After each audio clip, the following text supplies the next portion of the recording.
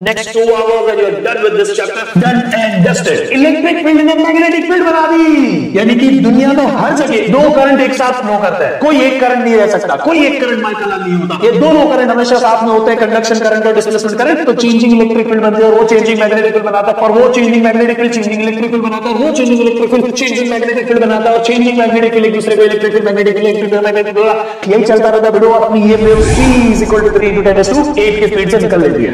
आज जो तेरी बंदे से बात करता है ना, वो भी इलेक्ट्रोमैग्नेटिक वेव्स की वजह से ही कर पाता है। It is not possible to live without electromagnetic wave. Single minute electric field magnetic field और दोनों साथ में ऐसे चलती रहती है। समझा क्या? But I don't know why majority of student kind of skip this chapter. क्यों आप इसको स्किप करते हो? This chapter gives you free marks, short marks मिलते हैं इसके। इसमें कुछ आगे पीछे ऊपर नीचे नहीं हो सकता। अगर आपका टारगेट है 90% फिजिक्स में क्रॉस करने का, आप ऐसे चैप्टर को स्किप नहीं कर सकते। So, hello students, मैं हूं Tushar Patel, your physics teacher, and I welcome you all on my channel. So, कैसे हैं आप? How are you all? कैसी चल रही है बच्चों जिंदगी? So, here we are on the last chapter of the book 1. हम सारे बेस्ट शॉट कंप्लीट कर देंगे फर्स्ट बुक के आज। जी हाँ, yes, you got it right. So, finally हम ऐसे चैप्टर को सीख रहे हैं जो मुझे बोलना भी नहीं पड़ेगा। आपको पता है कि this is the most easiest chapter, but I don't know why majority of student kind of skip this chapter. क्यों आप इसको स्किप करते हो? This chapter gives you free marks, short marks मिलते हैं इसके। इसमें कुछ आगे पीछे ऊपर नीचे नहीं हो सकता। आराम से इसके मार्क्स लेने का, अपने जेब में डालने का। अगर आपका टारगेट है 90% फिजिक्स में क्रॉस करने का, आप ऐसे चैप्टर को स्किप नहीं कर सकते। समझा कि नहीं? इसमें से क्वेश्चन बनते हैं, अच्छे सवाल बन सकते हैं, लेकिन इसकी खास बात यह है कि ये बहुत इजी होते हैं। ठीक है, इट्स अ स्मॉल चैप्टर। मुझे लगता है 2 घंटे में तो हम इसको कितना भी डिटेल में करें, will be able to finish the one shot. ठीक है, so will do all the NCERT in text question. As you all know, this is not an ordinary one shot, this is best shot. सो हम इसके पिछले 10 साल के questions का analysis करेंगे। इसका माइंड मैप मैं आपको गिव अवे में दूंगा। Then obviously will do all the concepts in very much detail. Will do necessary derivations जो एनसीईआरटी में दी है, जो हिडन है वो भी आपको बता दूंगा, और एनसीईआरटी के सारे in text, and then will do some PYQs. Come on everyone, let's get started. एकदम मस्त में जोश के साथ बैठिएगा, एनर्जी के साथ बैठिएगा, एंड आपको इस चैप्टर को मास्टर करके खड़ा होना है। Next 2 hours and you are done with this chapter, done and dusted. समझा क्या? तो चलिए शुरू करते हैं हम सबसे पहले पीवाईक्यू एनालिसिस के साथ। इस चैप्टर में कहां कुछ खास टॉपिक है? इस चैप्टर में गिन चुन के 4-5 टॉपिक आता है। सबसे पहले आपको इस चैप्टर में जिसमें पूछा जा सकता है वो है डिस्प्लेसमेंट करंट। ठीक है, उसके बाद मैक्सवेल इक्वेशंस ऑफ इलेक्ट्रोमैग्नेटिज्म, ये। उसके बाद में आपको यहाँ पे इलेक्ट्रोमैग्नेटिक वेव्स के थोड़ी प्रॉपर्टीज, थोड़े उसकी इक्वेशन, उसके ऊपर न्यूमेरिकल बन सकते हैं। एनसीईआरटी ढूंढ के भी उसके इंडेक्स में 2 ही क्वेश्चन डाल पाया। तो इसके बाद में आपको प्रॉपर्टीज ऑफ इलेक्ट्रोमैग्नेटिक वेव्स, यानी कि कौन सी टाइप्स ऑफ वेव्स है, ये वो मस्त में एकदम आराम से करेंगे। तो बेटा मस्त होके बैठ, आराम से बैठ, एकदम टेंशन फ्री होके बैठ, क्योंकि अभी तेरा भाई मचाने वाला है। चलिए, सो इसमें सबसे इंपॉर्टेंट टॉपिक है प्रॉपर्टीज ऑफ इलेक्ट्रोमैग्नेटिक वेव वाला, और न्यूमेरिकल आ सकते हैं इलेक्ट्रोमैग्नेटिक वेव्स के इक्वेशन के ऊपर, स्पीड के ऊपर। हम बोल सकते हैं कि इलेक्ट्रोमैग्नेटिक वेव्स के एम्पलीट्यूड वाले फॉर्मूला, इलेक्ट्रिक क्या बोल सकते हैं, स्पीड ऑफ लाइट वाले फॉर्मूला के ऊपर। सो will do that. Okay, this is the mind map of electromagnetic waves. If you want this, ये मेरे पास एचडी वर्जन में शायद यहाँ पर आपको एकदम क्लियरली ना दिख रहा हो, क्योंकि ये थोड़ा सा बड़ा है और उसको मैंने छोटा करके यहाँ पर रखा है। But if you want this, you can just join the Telegram channel. Link is given in description box. You'll get the PDF of this. Okay? चलिए. So now we are going to go into the history. हम अभी chapter number 1 से आएंगे और chapter number 8 पे conclude कर देंगे। आज मैं आपको फिजिक्स कम और इतिहास ज्यादा पढ़ाऊंगा, क्योंकि जब आप ये समझोगे तब आपको ये पूरा जो हमने क्लास 12th का बुक 1 किया ना, उसका एक आइडिया आएगा कि हम कितना कुछ पढ़ चुके, we have dive into the history बेटा, सच में कह रहा हूं। चलिए शुरू करते सबसे पहले 1820 से। 1820 में सबसे पहले वहां से शुरू करते हैं हम। देयर वाज अ साइंटिस्ट जिनका नाम है Hans Oersted, there was a scientist जिनका नाम है Hans Oersted, Hans Christian Oersted. ये एक फिजिक्स के टीचर थे, अपने स्टूडेंट्स को करंट इलेक्ट्रिसिटी के बारे में सिखा रहे थे।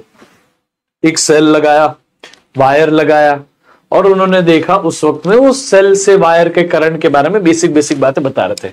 आप बोलोगे सर बल्ब जलाया था क्या? बल्ब नहीं जलाया था, तब बल्ब शायद डिस्कवर नहीं हुए थे, ठीक है। तो हेंस ऑरेंस्टेड ने ये चीज पता की कि जब भी उसमें से करंट पास होता है तो उसके बाजू में एक जो मैग्नेटिक नीडल है, जो मैग्नेटिक कंपास है, वो डिफ्लेक्शन दिखाता है। यानी कि करंट और मैग्नेटिज्म आपस में कहीं ना कहीं रिलेटेड है। ये हमें आइडेंटिफाई करके किसने दिया बेटा? ये आइडेंटिफाई करके हमें हेंस ऑरेंस्टेड ने दिया कि wherever there is a current there will be magnetic field.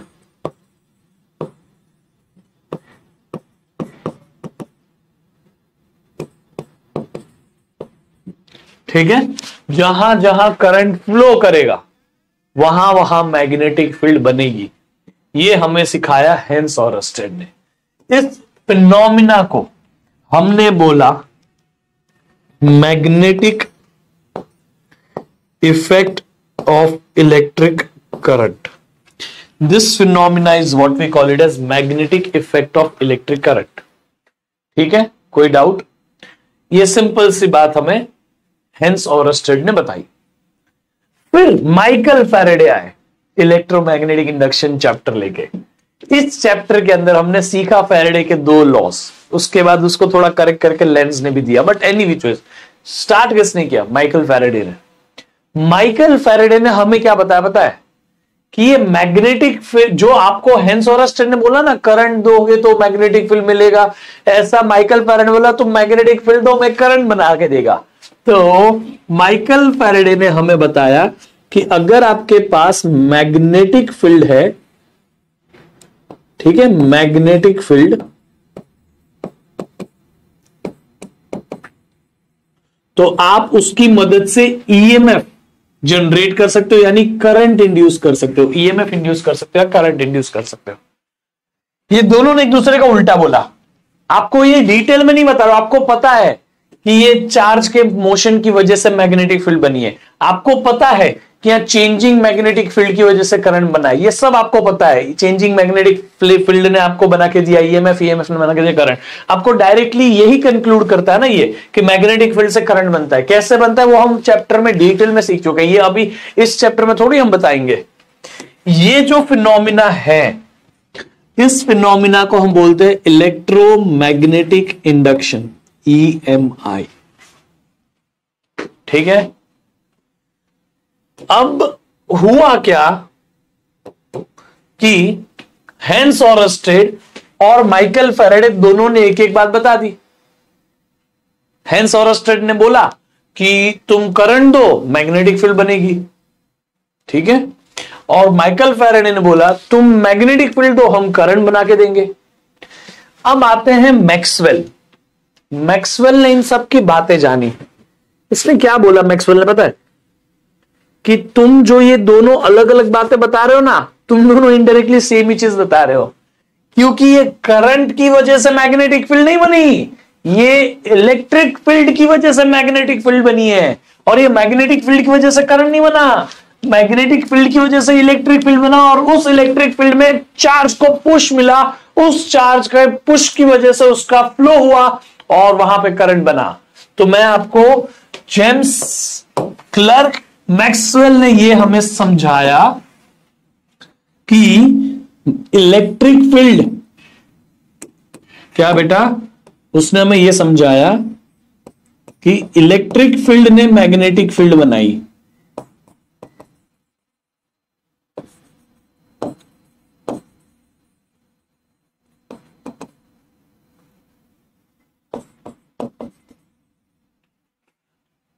और मैग्नेटिक फील्ड इलेक्ट्रिक फील्ड बनाएगा। ये दोनों एक दूसरे को बनाते हैं, क्योंकि they are the two sides of the same coin.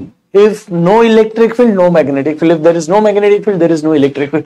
दोनों exist हमेशा साथ में करता है. भले हमने पहले 2 चैप्टर में सिर्फ इलेक्ट्रिक फील्ड पढ़ी और फिर हमने चौथे 5वें चैप्टर में भले हमने सिर्फ मैग्नेटिक फील्ड पढ़ी, लेकिन एक्चुअली में ये दोनों साथ में को एग्जिस्ट करते हैं. They are never alone. जहां इलेक्ट्रिक फील्ड होगी वहां मैग्नेटिक फील्ड होगी, जहां मैग्नेटिक फील्ड होगी वहां इलेक्ट्रिक फील्ड होगी. तो ये मैक्सवेल ने हमें यही बताया कि अगर इलेक्ट्रिक फील्ड है, उसमें कोई भी चार्ज है, तो चार्ज को पुश मिलता है. Charge experiences force in electric field. अब वो चार्ज जो इलेक्ट्रिक फील्ड में फोर्स एक्सपीरियंस करेगा तो मूव करेगा, तो मैग्नेटिक फील्ड बनेगी, है ना. चार्ज मूव करेगा तो मैग्नेटिक फील्ड बनेगी. तो वो इलेक्ट्रिक फील्ड ने ही अल्टीमेटली मैग्नेटिक फील्ड बनाई थी ऑरस्टेड वाले केस में. और माइकल फैराडे वाला समझाऊं तो अगर मैग्नेटिक फील्ड है तो वो चेंज होगी. चेंजिंग मैग्नेटिक फील्ड अगर होगी तो changing magnetic field produces EMF, यानी कि पोटेंशियल डिफरेंस, और वहां इलेक्ट्रिक फील्ड बनती है. उस इलेक्ट्रिक फील्ड में कोई भी चार्ज को पुश मिलता है और वो पुश से करंट दिखता है, यानी करंट फ्लो हो रहा है, ऐसा पता चलता है. तो हमने ये दोनों को जो पढ़ा उसको सेम पेज पे लाके इसने दिया कि भाई changing electric field produces magnetic field. क्या बोलो बेटा? Changing electric field produces magnetic field, changing magnetic field produces electric field. ये दोनों एक दूसरे को प्रोड्यूस करती है. जब इलेक्ट्रिक फील्ड की मदद से मैग्नेटिक फील्ड बने तो वो ऑरस्टेड वाला चीज है, magnetic effect of electric current. और जब इलेक्ट्रिक मैग्नेटिक फील्ड की वजह से इलेक्ट्रिक फील्ड बने तो फैराडे वाला केस है, इलेक्ट्रोमैग्नेटिक इंडक्शन. समझ में आया? ये मैक्सवेल ने इसमें एक और काम किया है जिसको आज हम पढ़ेंगे. इसने बायट-सवार्ट्स लॉ जो था ना, आपने मूविंग चार्जेस एंड मैग्नेटिज्म यानी magnetic effect of electric current वाले चैप्टर में आपने पढ़ा था कि बायट-सवार्ट्स लॉ करके कुछ है, एम्पियर सर्क्यूटल लॉ करके कुछ है, याद है? तो ampere circuital law is like a Gauss law in electrostatics. याद करो, मैंने बताया था. तो एम्पियर सर्क्यूटल लॉ को मैक्सवेल ने करेक्ट किया और इसने खुद एम्पियर के साथ खुद का नाम जोड़ दिया, हस्बैंड वाइफ के जैसा. तो अब जो हम एम्पियर सर्क्यूटल लॉ लिखते हैं ना, उसको हम लिखते हैं एम्पियर मैक्सवेल सर्क्यूटल लॉ या मैक्सवेल एम्पियर सर्क्यूटल लॉ. याद रखना, ठीक है? इसके बारे में आज हम पढ़ेंगे. ये दोनों ने इसके बारे में बताया. फिर हेनरिच हर्ट्ज आए 1887 में. हेनरिच हर्ट्ज ने एक चार्ज्ड पार्टिकल की मदद से उसको ऑसिलेट करवाया एक्चुअली, और उसने चार्ज पार्टिकल जब ऑसिलेट करेगा तो उसके इलेक्ट्रिक फील्ड की वजह से मैग्नेटिक फील्ड बनेगी, और magnetic field again electric field बना के देगा, इलेक्ट्रिक फील्ड मैग्नेटिक फील्ड बना के देगा, और उसको क्या मिलता है? EM wave. तो इसने ईएम वेव प्रोड्यूस की, ईएम वेव डिस्कवर की एक्चुअली. और ये जो हर्ट्ज यूनिट दिया गया ना, फ्रीक्वेंसी ऑफ इलेक्ट्रोमैग्नेटिक वेव, वो इसकी बेसिस पे दिया गया था, उसके कंट्रीब्यूशन के बेसिस पे. समझा? फिर 1894 में भारत में बंगाल के आसपास रहते थे ये जगदीश चंद्र बोस जी, उन्होंने और इसमें कंट्रीब्यूशन दिया. इन्होंने, जो हेनरिच हर्ट्ज थे, इन्होंने सिर्फ और सिर्फ रेडियो वेव्स बनाई, या मैं बोल सकता हूं कि इन्होंने लो फ्रीक्वेंसी वाली रेडियोस बनाई. इन्होंने डिस्कवर की थी माइक्रोवेव, छोटी छोटी वेव्स जो थी वो इन्होंने डिस्कवर की. हर्ट्ज ने ईएम वेव डिस्कवर की, तब सबसे पहली वेव इसने रेडियो वेव डिस्कवर की थी. बट इसने जो फ्रीक्वेंसी वाली रेडियो वेव डिस्कवर की उसके कंपेयर में इसने, मैक्रोनी ने थोड़ी अलग की. फिर मैक्रोनी आए और मैक्रोनी ने कई किलोमीटर्स तक इन रेडियो वेव्स को ट्रांसमिट किया और टेलीकम्युनिकेशन की शुरुआत हुई. तो इसने ट्रांसमिशन ऑफ रेडियो वेव किया, यानी कि इनकी वजह से हम एक जगह से दूसरी जगह इलेक्ट्रोमैग्नेटिक वेव्स पहुंचा पाए. समझे आप? So this was the contribution of all this scientist, जिसमें हम गर्व से कह सकते हैं कि भारत का भी कहीं ना कहीं कंट्रीब्यूशन है इस इलेक्ट्रोमैग्नेटिज्म यूनिट बनाने में. समझा क्या? मैक्सवेल ने एम्पियर्स लॉ में एक प्रॉब्लम ढूंढी. अब जब मैक्सवेल ने एम्पियर्स लॉ में प्रॉब्लम ढूंढ ली, बोला कि there is a problem in Ampere's law, फिर भी हमने एम्पियर्स लॉ यूज करके कई सारी डेरिवेशंस की, याद करो मूविंग चार्जेस एंड मैग्नेटिज्म में। तो अब हम सिर्फ जो उसमें करेक्शन है वो करते हैं, ठीक है। यानी कि एम्पियर्स लॉ जो कहता है वो गलत नहीं है, बट वो आधी बात कहता है। तो उसको पूरा किया किसने? हमारे मैक्सवेल ने। तो हम सबसे पहले एम्पियर्स सर्किटल लॉ कर लेते हैं, उसके बारे में बेसिक जानते हैं। Let's set the focus. अब हम एम्पियर्स सर्किटल लॉ था क्या, उसके बेसिक्स क्या है, उसको एक बार समझ लेते हैं, ठीक है। Amperes circuital law, Ampere's law बोल देता हूं अभी के लिए। इसके हिसाब से if you have any current carrying conductor, जिसमें से करंट आई फ्लो कर रहा है, तो ऐसा कोई भी कंडक्टर जिसमें से करंट आई फ्लो करे, तो हमें उस कंडक्टर से लेट्स से आर डिस्टेंस ऊपर कोई भी जगह पे मैग्नेटिक फील्ड चाहिए। लेट्स से यहां एक मैग्नेटिक फील्ड चाहिए मुझे, कि कितनी मैग्नेटिक फील्ड है इस पॉइंट पे बताओ। तो हम ये निकालने के लिए क्या करते थे पता है? We use to make ampere circuit, यानी कि एक एम्पियर्स लूप बना देते यहां पे। तो हम यहां एक लूप बना देते थे और इस लूप को हम बोलते थे एम्पियर्स लूप। क्या बोलते थे बेटा? Ampere's loop. This loop is called as Ampere's loop, Amperian loop भी कहते हैं, ठीक है। एम्पियर्स लूप हमने बना दिया। अब हमारा बायट-सैवर्ट्स लॉ ये कहता है कि आपके पास अगर कोई करंट कैरिंग कंडक्टर, उससे कोई भी डिस्टेंस पे आपको मैग्नेटिक फील्ड चाहिए, तो आपको सिंपली ये अप्लाई करना है formula, close loop integration of B bar dot DL bar is equal to mu naught times current, but that current should be inside the Ampere's loop. तो ये वो करंट है जो एम्पियर्स लूप के अंदर रहे, यानी कि एम्पियर्स लूप के अंदर जो भी करंट है उसके अंदर वाला। यहां कोई करंट है I1, यहां कोई करंट है I2, उनको नहीं ले सकते यहां, सिर्फ उतने करंट्स जो इस लूप के अंदर एग्जिस्ट करते हैं, उसके बाहर के कोई करंट नहीं। तो ये जस्ट लाइक एक गॉस लॉ था, हमने एक सरफेस बना लिया, उसके अंदर जो चार्ज है उन्हीं को गिनते, उसके बाहर के चार्ज की हम कोई वैल्यू नहीं करते। वैसा ही है यहां पे भी। लेकिन अब हमें एम्पियर्स लॉ अगर लगाना हो, मतलब एक्चुअली मैक्सवेल ने ना प्रॉब्लम बताई। क्या प्रॉब्लम थी पता है? समझ लो हमारे पास एक कैपेसिटर है, वी हैव अ कैपेसिटर, उसको मैं जानबूझ के अभी के लिए बड़ा बना रहा हूं, ठीक है। तो ये हमारे पास एक कैपेसिटर है, ये कैपेसिटर थोड़ी देर के लिए मान लेते हैं बड़ा दिख रहा है अपने को बस, और ये पैरेलल प्लेट कैपेसिटर में ये जो है ये तो कंडक्टर ही है जो वायर कैपेसिटर के अंदर जा रहा है, तो इसमें से करंट आई अंदर जा रहा है, ये भी हमने मान लिया। अब इस करंट कैरिंग कंडक्टर से लेट्स से मुझे आर डिस्टेंस पर अगर एक मैग्नेटिक फील्ड चाहिए, वो डिस्टेंस आर यहां है, इतने इस जगह पे मैग्नेटिक फील्ड चाहिए। तो क्या करंट कैरिंग कंडक्टर है, जहां थंब रखो तो मैग्नेटिक फील्ड यहां से बाहर आती हुई दिखेगी। So there will be magnetic field जो यहां से बाहर आ रही है, और यही सेम मैग्नेटिक फील्ड यहां से बाहर आके यहां से अंदर चली जाएगी, ठीक है। यहां से वो मैग्नेटिक फील्ड अंदर जाएगी और फिर वापस घूम के यहां से बाहर आ जाएगी, यानी कि इस पॉइंट पे मैग्नेटिक फील्ड ऐसी बाहर आती हुई है। So you can simply understand कि यहां मैग्नेटिक फील्ड बन रही है करंट कैरिंग कंडक्टर उसके आजू बाजू में। तो हमने इस करंट कैरिंग कंडक्टर के आजू बाजू एम्पियर्स लूप बनाने का सोचा।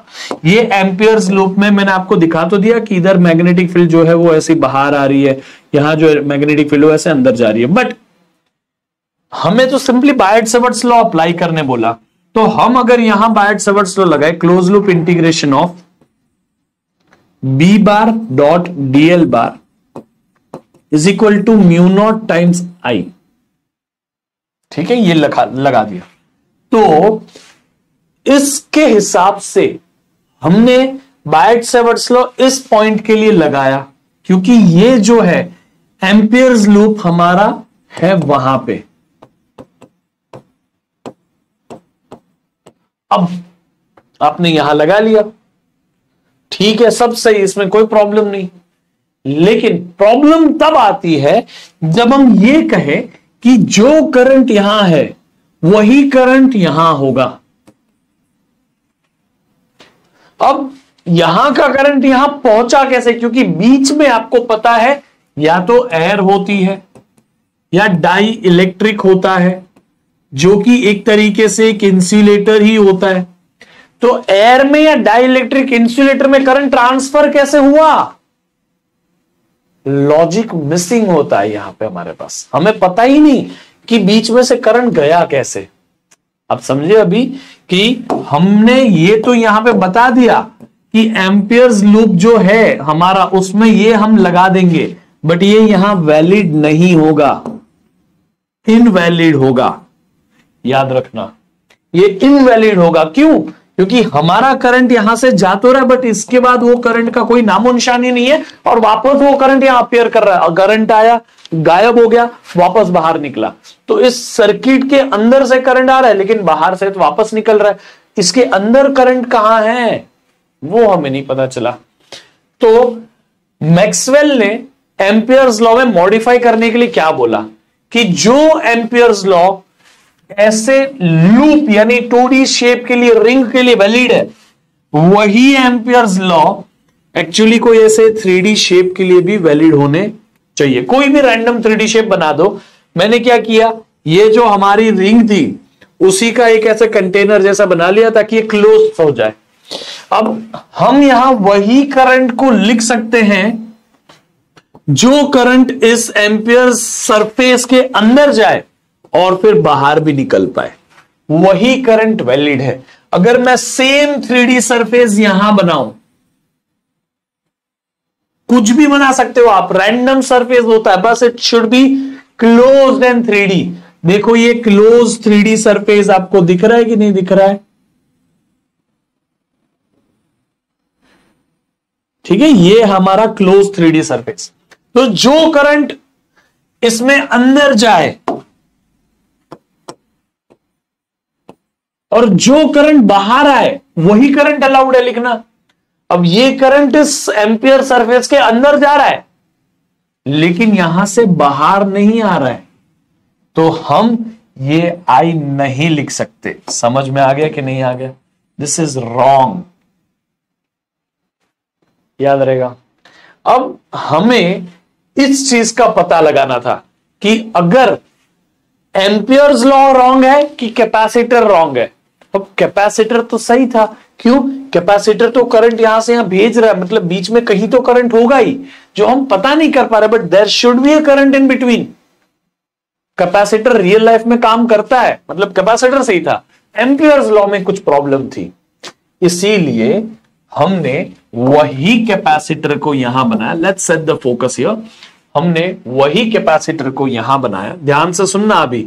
अब हम एम्पियर्स लॉ को मॉडिफाई कर रहे हैं, लेकिन उसके पहले कैपेसिटर में जो कॉन्सेप्चुअल गैप था उसको फुलफिल करेंगे। ये हमारा पैरेलल प्लेट कैपेसिटर। कैपेसिटर में होता क्या पता है? ये है पैरेलल प्लेट कैपेसिटर, और ये यहां पे ये रहा करंट जो अंदर जा रहा है। ठीक है, हमने अंदर जाता वो करंट बना दिया। ये कोई वायर है जिसमें से करंट अंदर गया। कैपेसिटर में ये होती है एक पैरेलल प्लेट, ये होती है दूसरी पैरेलल प्लेट। जब आप ऐसे कैपेसिटर रखते हैं तो उसकी एक प्लेट पे पॉजिटिव चार्ज डेवलप हो जाता है और दूसरी प्लेट पे नेगेटिव चार्ज डेवलप हो जाता है। ठीक है, एक प्लेट पे पॉजिटिव चार्ज डेवलप होता है और दूसरी प्लेट पे नेगेटिव चार्ज डेवलप होता है। इसी चार्ज की वजह से कैपेसिटर के अंदर बनती है एक मस्त सी इलेक्ट्रिक फील्ड जो पॉजिटिव से नेगेटिव, पॉजिटिव से नेगेटिव, पॉजिटिव से नेगेटिव, पॉजिटिव से नेगेटिव ऐसी दिखती है। This is the electric field which is developed inside capacitor. यानी कि आप इतना तो यहां अग्री करोगे ही कि there is a electric field here.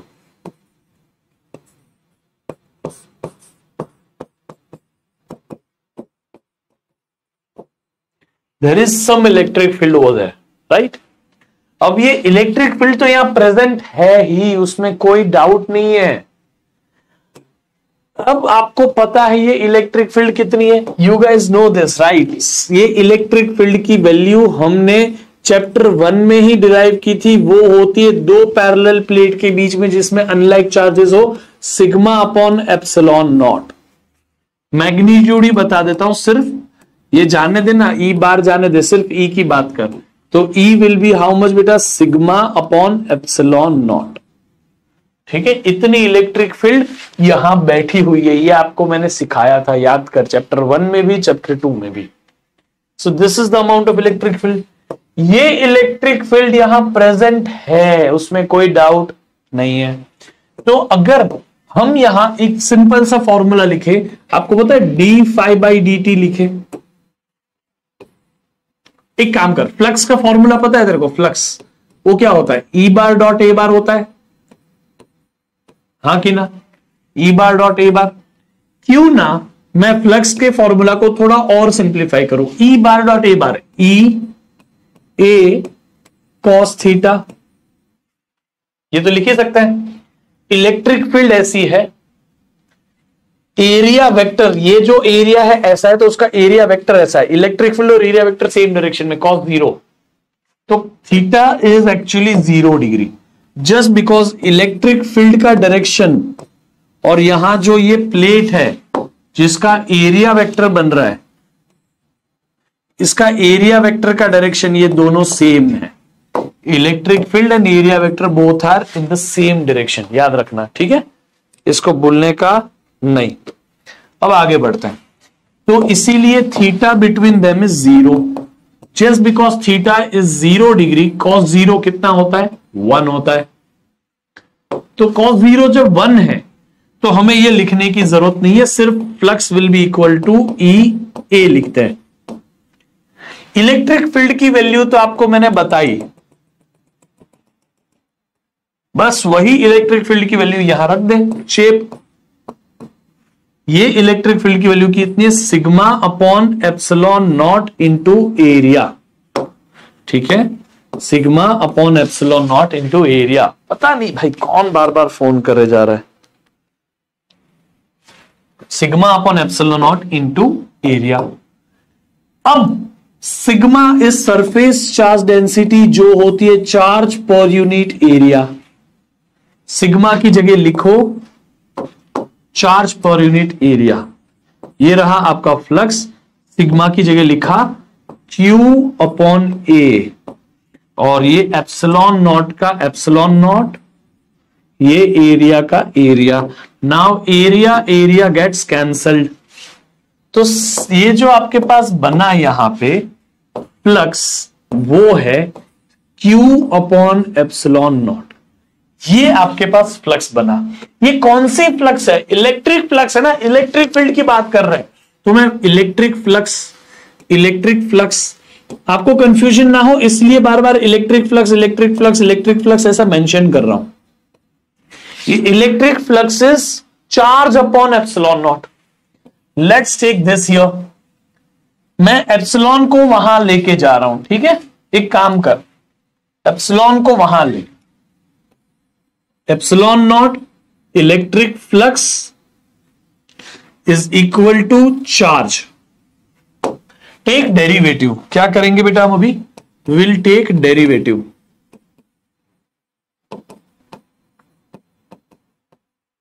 Derivative ले लो। इसका डेरिवेटिव लेने पे epsilon naught is a constant 8.5 into 10⁻12, ये सब बाहर आ जाता है एप्सिलॉन नॉट।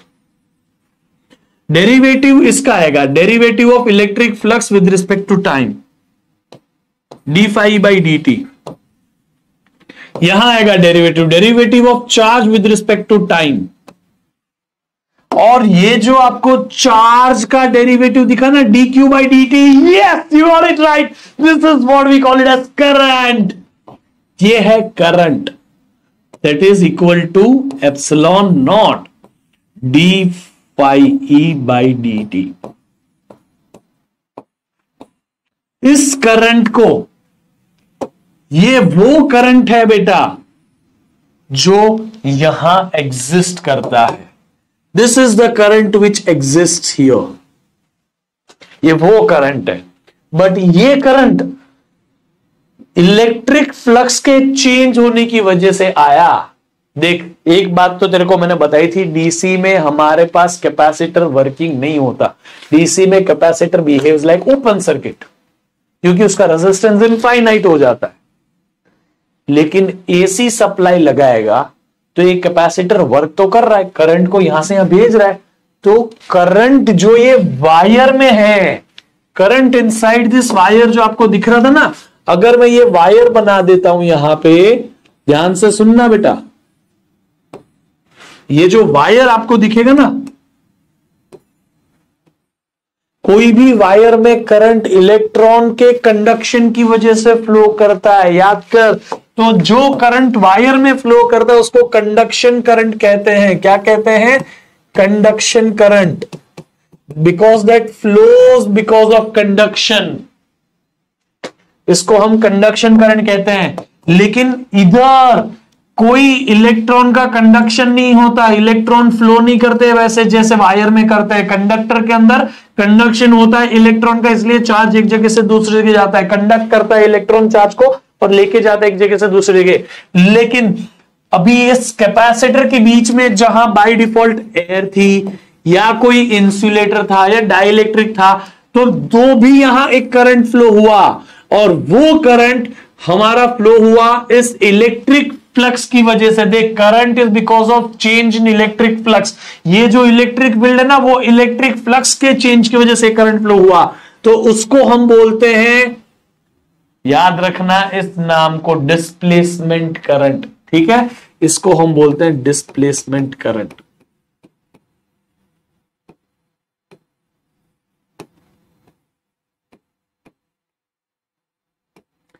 ये जो करंट है ना, that is because of displacement current. Please remember this बच्चा, प्लीज। और ये जो करंट है दैट इज कंडक्शन करंट।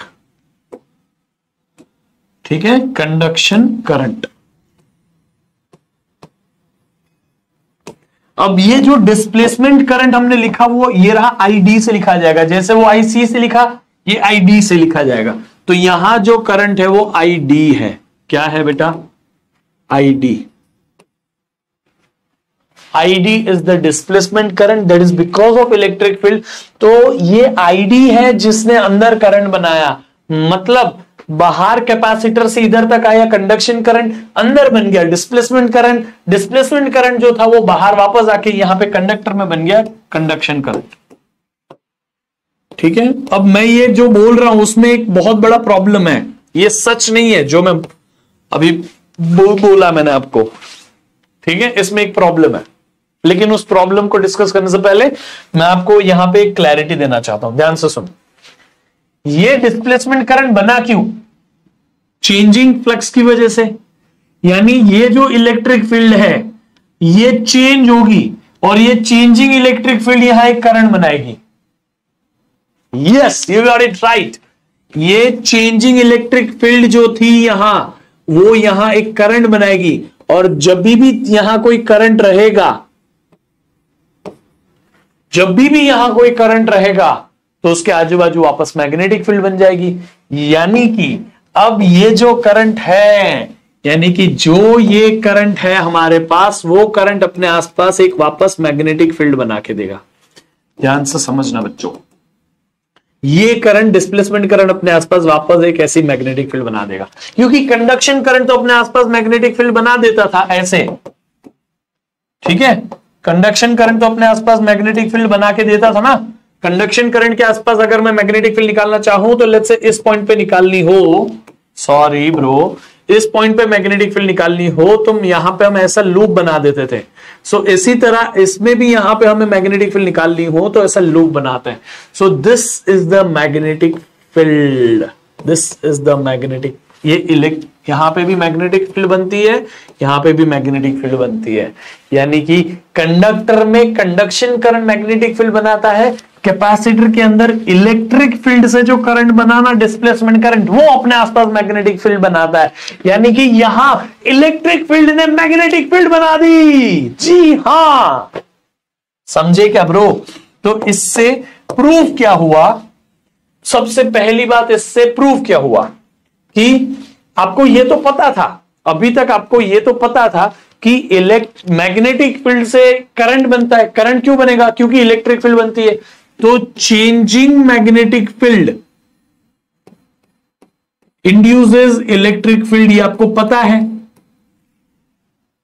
कैसे? मैग्नेटिक फील्ड का चेंज अपने अंदर करंट बनाता है। आप सभी ने ये पढ़ा है ईएमआई चैप्टर में। आप ऐसा ही कुछ थीज ईएमआई चैप्टर में पढ़ चुके हो, याद करो। D phi B by D T, magnetic rate of change of flux induces EMF, याद करिए। ईएमएफ याद आ रहा है? ये rate of change of magnetic flux है जो ईएमएफ बनाता है, और ईएमएफ बना यानी करंट बनेगा ही बनेगा, करंट बनेगा ही बनेगा, बट वो कंडक्शन करंट रहेगा। तो मैग्नेटिक फील्ड का चेंज ईएमएफ बनाता है जो करंट बना देगा, समझा?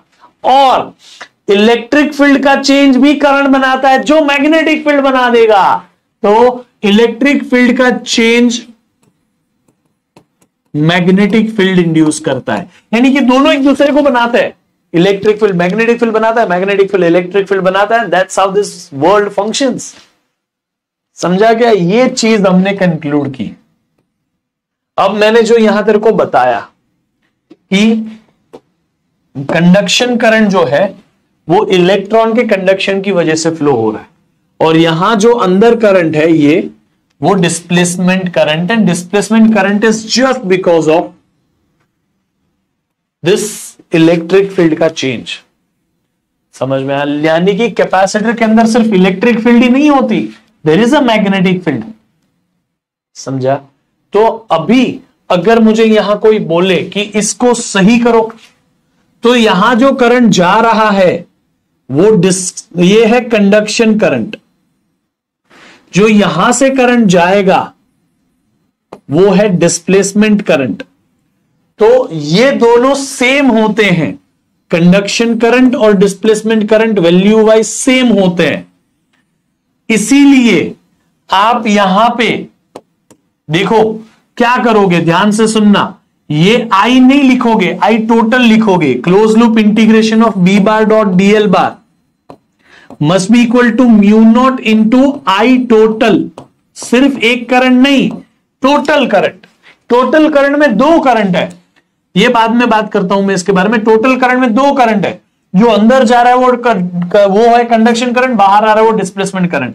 और मैं अभी के लिए आपको बता रहा हूं करंट डिस्प्लेसमेंट और करंट कंडक्शन सेम होते हैं, इक्वल होते हैं। ठीक है?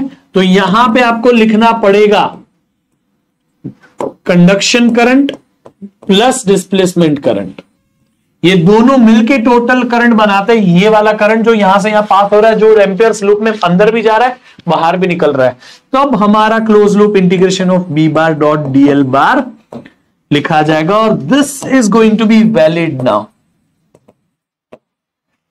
और ये हमारा रॉन्ग है, समझा क्या? तो ये जो हमने लिखा, इसमें हमने लिखा कि हमारे पास एक कंडक्शन करंट है और एक डिस्प्लेसमेंट करंट है। आइडियली कोई भी वायर में भी ऐसी इलेक्ट्रिक फील्ड होती है क्या? वहां इलेक्ट्रिक फील्ड होती है, कोई भी वायर की बात कर। सिर्फ ये वायर देख, ये सब भूल जा। ये वायर है, कंडक्टर, उसके अंदर इलेक्ट्रिक फील्ड बनेगी तभी इलेक्ट्रॉन मूव करेगा, तभी इलेक्ट्रॉन मूव करेगा। और इलेक्ट्रॉन मूव किया इसका मतलब वहां इलेक्ट्रिक फील्ड, और इलेक्ट्रिक फील्ड जो होती है वहां मैग्नेटिक फील्ड बनाती है। Changing electric field produces magnetic field. हमने एसी सप्लाई लगा दिया, इलेक्ट्रिक फील्ड चेंज होने लगेगी वहां पे, क्योंकि करंट बढ़ेगा कम होगा, पोटेंशियल बढ़ेगा कम होगा, इलेक्ट्रिक फील्ड चेंज होगी, वहां मैग्नेटिक फील्ड बनेगी। यानी कि वायर के अंदर भी चेंजिंग मैग्नेटिक फील्ड बनती है, और वही चेंजिंग मैग्नेटिक फील्ड वायर में भी डिस्प्लेसमेंट करंट बनाती है। क्या बनाती है बेटा? डिस्प्लेसमेंट करंट बनाती है।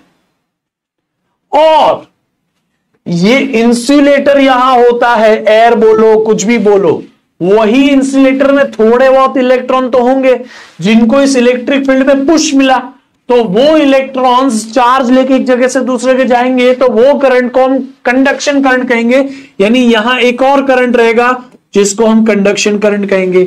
तो यहां डिस्प्लेसमेंट करंट भी होगा और कंडक्शन करंट भी होगा, बट यहां अंदर भी कंडक्शन करंट और डिस्प्लेसमेंट करंट दोनों होंगे, और जैसे ही बाहर आ जाएंगे वापस वायर बन गया।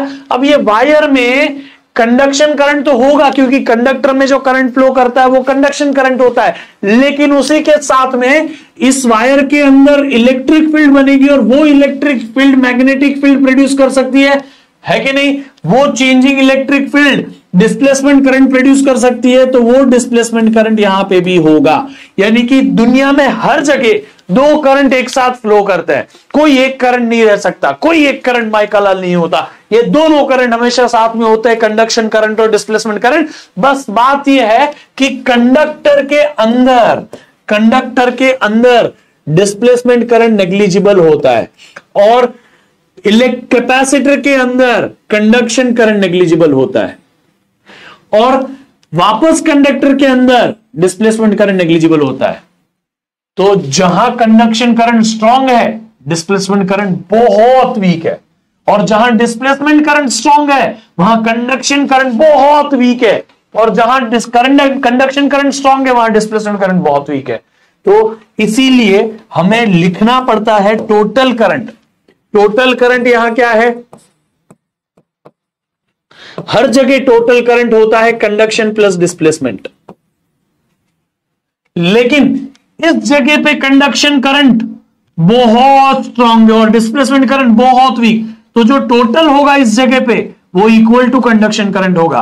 अब यहां टोटल करंट क्या है, डिस्प्लेसमेंट प्लस कंडक्शन दोनों, तो डिस्प्लेसमेंट प्लस कंडक्शन दोनों है तो लिखे दोनों, लेकिन कंडक्शन बहुत वीक है, डिस्प्लेसमेंट बहुत स्ट्रांग है, तो दोनों का मिलके आंसर ऑलमोस्ट डिस्प्लेसमेंट जितना होगा। और यहां पे total current again conduction plus displacement दोनों है, बट यहां डिस्प्लेसमेंट करंट बहुत वीक है, कंडक्शन बहुत स्ट्रांग है, तो इधर कंडक्शन करंट की जितना टोटल होगा। इसीलिए आपको जो यहां कंडक्शन है उतना यहां डिस्प्लेसमेंट है, उतना यहां वापस कंडक्शन है लिखना है। और इसीलिए अगर मैं यहां पे आपको ये नहीं बताता अभी, तो ये जो मैंने लिखा वो भी गलत है। क्यों? कंडक्शन करंट कन्वर्ट नहीं होता डिस्प्लेसमेंट में, conduction current does not get converted into displacement. अगर ऐसा है तो हम यहां एम्पियर्स लूप लगा नहीं सकते, क्योंकि एम्पियर्स लॉ लगाने के लिए रूल क्या था, जितना करंट अंदर जाएगा उतना बाहर निकलना चाहिए।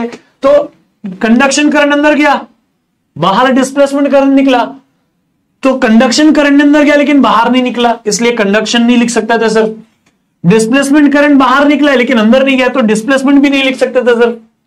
तो इसका मतलब हम अगर वैसे पढ़े कि conduction gets converted into displacement, this is wrong. आपको पता होना चाहिए ये, इसीलिए यहां कंडक्शन करंट भी है, डिस्प्लेसमेंट भी है, but here the displacement current is very negligible. Displacement current यहां कैसा है बेटा, नेग्लिजिबल है, और इसीलिए यहां जो है कंडक्शन प्लस डिस्प्लेसमेंट इधर अप्लाइड है, तो कंडक्शन बहुत स्ट्रांग है, डिस्प्लेसमेंट बहुत वीक है, तो यहां टोटल होगा वो सिर्फ कंडक्शन का लिखा जाएगा। लेकिन आगे जाएंगे तो यहां डिस्प्लेसमेंट करंट है और कंडक्शन करंट भी है, यहां पे कंडक्शन करंट भी फ्लो होता है, बट यहां कंडक्शन करंट जो है वो बहुत वीक है। इसीलिए यहां जो दो करंट गए वही दो करंट यहां से बाहर निकल रहे हैं, तो total current is IC plus ID, total current is IC plus ID लिखा ना, total current is IC plus ID. समझा?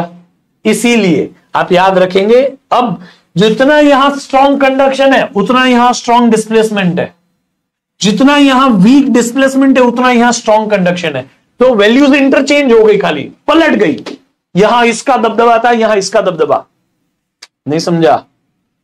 ये याद रखना, this is actual ampere circuit law. अब मैंने तेरे को इसको पूरा डिटेल में पढ़ा है, ठीक है? नोबडी टेल्स यू 100% ट्रूथ, आप देख लो, ठीक है? वही यहां पे बुक में भी एम्पियर्स मैक्सवेल लॉ अब लिखा जाएगा, सिर्फ एम्पियर सर्किट लॉ नहीं लिखा जाएगा। क्या लिखा जाएगा? Amperes Maxwell law. इन दोनों के बीच में ये डिसाइड हुआ कि भाई मैंने तेरे को इतना करेक्शन करके दिया, मेरे बिना तेरा लॉ गलत प्रूव हो जाता, कोई मानता नहीं, तो तू मेरा नाम जोड़ दे साथ में। इसने जोड़ दिया Ampere's Maxwell law. Ampere's Maxwell law क्या कहता है? Close loop integration of B bar dot DL bar is actually equal to mu naught times total current, and this total current is at any point conduction plus displacement, क्योंकि conduction current is because of conduction of charges, displacement current is because of changing electric field। तो हर जगह पे दोनों current होते हैं, जहां conduction strong वहां displacement weak, जहां डिस्प्लेसमेंट स्ट्रांग वहां कंडक्शन वीक, एंड अल्टीमेटली जितना स्ट्रांग यहां कंडक्शन है उतना ही स्ट्रांग यहां डिस्प्लेसमेंट है। They are almost equal now. So हम यहां ID को, I टोटल को लिखेंगे conduction current plus displacement current, and this is our perfect Ampere circuital law, modified Ampere's law, जिसको हम लिखेंगे, जो मैंने तेरे को अभी बताया वही देख बुक में ऐसे डायग्राम से बताया। करंट जाएगा, यहां इलेक्ट्रिक फील्ड बन जाएगी, this is the electric field, देख एरो मार के बताया कि इलेक्ट्रिक फील्ड है। अब ये इलेक्ट्रिक फील्ड है, उसकी वजह से यहां एक करंट बना, कौन सा करंट बना बोल? डिस्प्लेसमेंट करंट बना। ये डिस्प्लेसमेंट करंट की वजह से यहां एक मैग्नेटिक फील्ड बनी जो सर्क्यूलर है, और वो यहां dot dot dot dot dot dot जो दिखा ना, वो मैग्नेटिक फील्ड है। वही मैग्नेटिक फील्ड जो यहां बन रही है ऐसी सर्कल में, उस मैग्नेटिक फील्ड को ऐसे सामने यहां दिखाया, देख, समझा? तो यहां से ऐसी मैग्नेटिक फील्ड तू इधर से देखेगा तो मैग्नेटिक फील्ड ऐसे क्रॉस दिखेगी ना, वो यहां है, ये रही मैग्नेटिक फील्ड। नहीं समझा? Bro bro bro bro bro, याद रखना, ये वो मैग्नेटिक फील्ड है, ठीक है? कोई डाउट? तू बोलेगा सर मैग्नेटिक फील्ड क्रॉस कैसे? क्रॉस वाली मैग्नेटिक फील्ड नहीं है, ये लाइन वाली मैग्नेटिक फील्ड है। क्रॉस तो ये इलेक्ट्रिक फील्ड है, क्योंकि इलेक्ट्रिक फील्ड ऐसे जा रही है, तो जब इलेक्ट्रिक फील्ड ऐसे जा रही है, ये क्रॉस क्रॉस क्रॉस, यहां से ऐसा देख तो ऐसे क्रॉस दिखेगा, यहां से पूरी इलेक्ट्रिक फील्ड ऐसे जा रही है, यहां से अंदर जा रही है इलेक्ट्रिक फील्ड, वो cross cross cross cross cross है, उसमें ऐसे ही सर्कल घूमती हुई मैग्नेटिक फील्ड, देख सर्कल घूमती हुई मैग्नेटिक फील्ड है। वाह, समझा नहीं समझा? बोल, याद रहेगा? तो ये तोहफा हमने अपने आप को दिया है मैग्नेटिक फील्ड का, इलेक्ट्रिक फील्ड बंदे से। सोचो, ये अब आपके कंप्लीट कॉन्सेप्ट में आया। कैपेसिटर के लिए सबसे पहली चीज हमने पढ़ी थी, इलेक्ट्रिक चार्जेस एंड फील्ड में दो पैरेलल प्लेट के बीच में कितनी इलेक्ट्रिक फील्ड होती है। सेकंड चैप्टर में हमने कैपेसिटर के बारे में डिराइव किया। ऑल्टरनेटिंग करंट्स चैप्टर्स में हमने कैपेसिटर को और थोड़ा डिटेल में जाना, एसी सप्लाई में कैसा बिहेव करता है, कैसा करंट, कैसा वोल्टेज, और इस चैप्टर में हम कैपेसिटर के कॉन्सेप्ट को कंप्लीट कर रहे हैं। This is true physics. अगर आपको इसमें से एक भी चीज मिसिंग है ना, आपको कभी फिजिक्स इंटरेस्टिंग लगेगा। प्रॉब्लम आपके साथ है ही नहीं, प्रॉब्लम आपके साथ कभी था भी नहीं। ये प्रॉब्लम है आधा फिजिक्स पढ़ाने वालों से।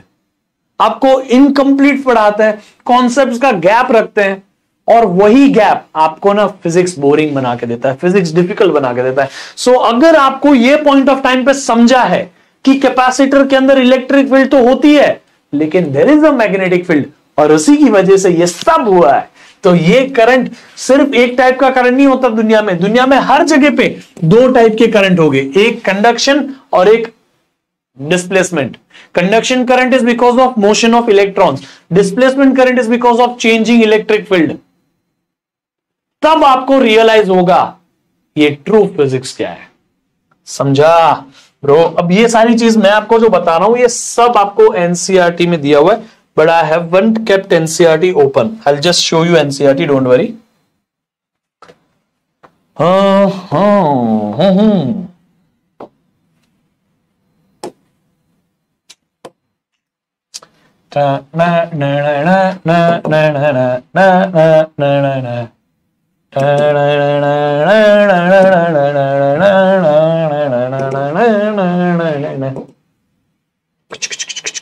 Last chapter, beautiful chapter, EM waves, bro.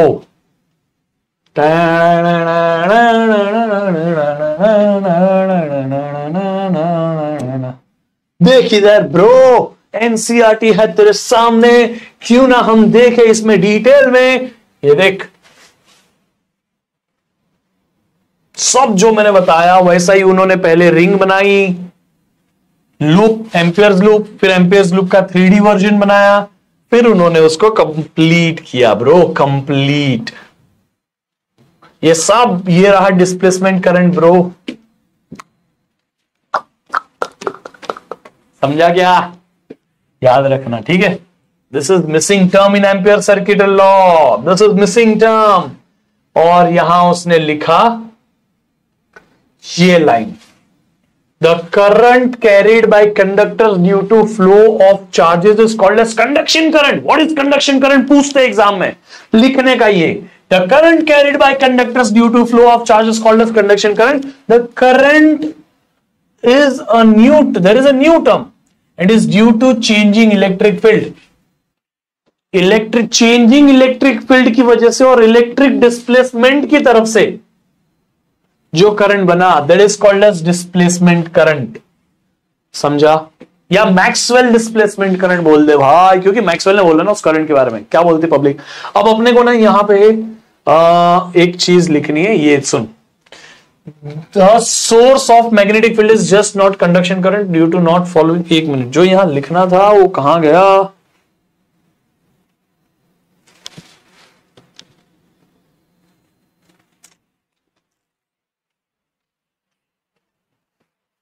ये सुन, ये line soon, soon. We can rephrase Faraday's law of electromagnetic induction। Faraday's law of electromagnetic induction क्या कहता था? Faraday's law of electromagnetic induction कहता था changing magnetic flux produces EMF, यानी electric field, है ना? तो हम अभी Faraday's law को नया बनाते हैं, बोलते हैं the magnetic field changing with time gives rise to an electric field। यानी मैग्नेटिक फील्ड जो चेंज होती है समय के साथ में, वो EMF नहीं, इलेक्ट्रिक फील्ड बनाती है, और उस इलेक्ट्रिक फील्ड की वजह से वहां ईएमएफ प्रोड्यूस हुआ और इसलिए वहां करंट इंड्यूस हुआ। तो हमारा फाइनल स्टेटमेंट फैराडेज लॉ का ये है, बट लिखने का नहीं है, ये उन्होंने बोला है कि ऐसा हमने समझा। क्या है? The magnetic field changing with time gives rise to an electric field, then the fact that electric field changing with time gives rise to magnetic field in symmetrical counterpart. समझा? तो changing electric field produces magnetic field, changing magnetic field produces electric field. समझा क्या bro? हाँ, याद रखना बेड़ो, इसको भूलने का नहीं, याद रखने का। ये सब हमने कर लिया, ठीक है? Just one more last thing, ID की जगह पे आप रख सकते हैं वैल्यू ऑफ आईडी कितनी होती है, एप्सिलॉन नॉट d∅dt। बट वो कौन सी इलेक्ट्रिक फील्ड, कौन सा इलेक्ट्रिक फ्लक्स है ना, ये इलेक्ट्रिक फ्लक्स है, ये dt। This is your mu naught times close loop integration of v बार और dl बार। हंसते हंसते खेलते खेलते ये लिख और तेरा काम हो गया बेड़ू। समझा क्या तेरे को? ठीक है? अब हमने ये जो भी था मैक्सवेल्स प्रोजेक्शन, वो हमने मैंने तेरे को बता दिया। ठीक है? मैक्सवेल ने बोला time varying electric field is a source of changing magnetic field. Changing electric field produces changing magnetic field, changing magnetic field produces changing electric field. ये अब तेरे दिमाग में घुसा दे, क्योंकि इसी से अब आगे पढ़ेंगे हम। अब मैक्सवेल ने इतना बताने के बाद सीधा सीधा ये बोल दिया, घोषित कर दिया, अगर आपको इलेक्ट्रोमैग्नेटिज्म पढ़ना है, अगर आपको इलेक्ट्रोमैग्नेटिज्म का हकीकत जानना है, तो मोटा मोटा ये 4 इक्वेशन से पूरा इलेक्ट्रोमैग्नेटिज्म समझा जा सकता है।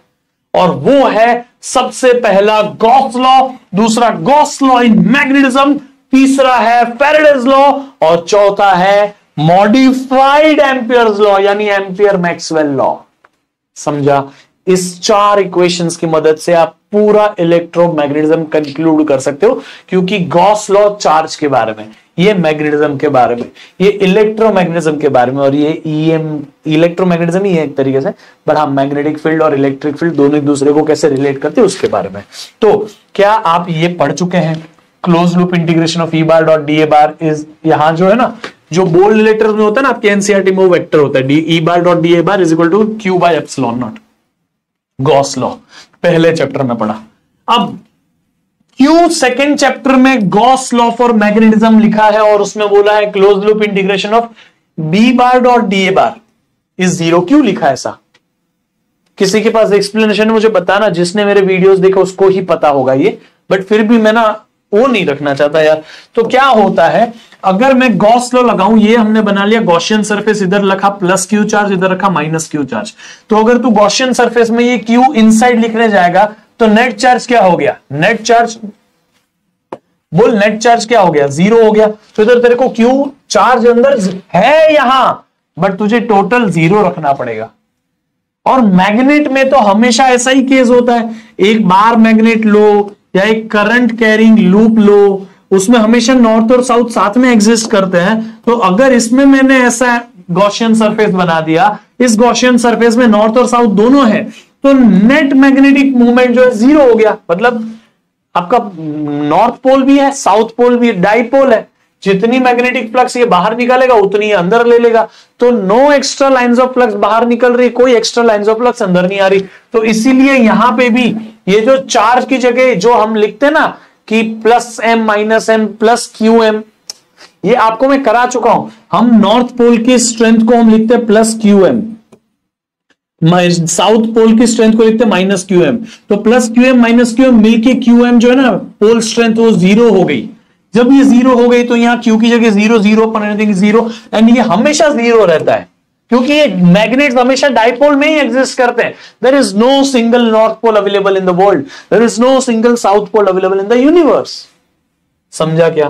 तो ये रीजन है। बाकी आपको मैं चैप्टर्स पढ़ाते वक्त और डिटेल में इसको बता चुका हूं, ठीक है। फिर आते हैं यहां, ये हमने थोड़ी देर ये EMI चैप्टर में पढ़ा था, E bar dot DL bar is equal to close loop integration of E bar dot DL bar is equal to d phi by dt, ठीक है। ये जो है फैराडेज लॉ था। अब तू बोलेगा सर ये आपने लिखा ना वो रॉन्ग है। रॉन्ग है सर, हमने ऐसा नहीं पढ़ा था। हमने पढ़ा था sir d phi by dt is equal to EMF। आप बोलोगे माइनस साइन भी देता हूं, लेकिन EMF पढ़ा था। EMF क्या होता है? वोल्टेज ही तो होता है। EMF is nothing but potential. Potential का फॉर्मूला क्या होता है? Work done upon charge. हाँ, वर्क डन अपॉन चार्ज ही होता है। Yes yes. इसका एक और फॉर्मूला होता है पोटेंशियल का, याद कर बेटा, याद कर। पोटेंशियल का एक और फॉर्मूला है, come on everyone. Electric field into length. क्यों? इलेक्ट्रिक फील्ड और पोटेंशियल के बीच की रिलेशनशिप पता है? dv बाई dr या dv by dl। r distance को l डिस्टेंस लिखो, क्या फर्क पड़ता है? E is equal to dv by dl होता है। याद आया? तो क्या मैं लिख सकता हूं dv is equal to e dl, और ये dv लिखूं या de लिखूं, एक ही तो बात है, E इंटू dl। तो यहां मैंने EMF की जगह पे de EMF की जगह पे लिखा इलेक्ट्रिक फील्ड इंटू dl, तो इसलिए मैंने इलेक्ट्रिक फील्ड इंटू dl लिखा। अब तू बोलेगा सर ये de थोड़ी, अपने को तो E चाहिए। अरे भाई मेरे integration on both the side, तो ये तेरे को E देगा कि नहीं? इंटीग्रेशन ऑफ de तो E दे देगा ना, तो इधर भी इंटीग्रेशन इधर भी इंटीग्रेशन, तो ये इंटीग्रेशन ऑफ E dl वही तो है, integration of E dl। Integration of E dl ही तो है। समझा क्या? मुझे सिंपल करने का था ये। हमें अब ये नहीं बताना है कि चेंजिंग मैग्नेटिक फील्ड EMF बनाते हैं, हमें ये बताना है कि changing magnetic field electric field बनाती है। तो ये मैग्नेटिक फील्ड का चेंज इलेक्ट्रिक फील्ड दे रहा है, देख लिखा है ना ऐसा।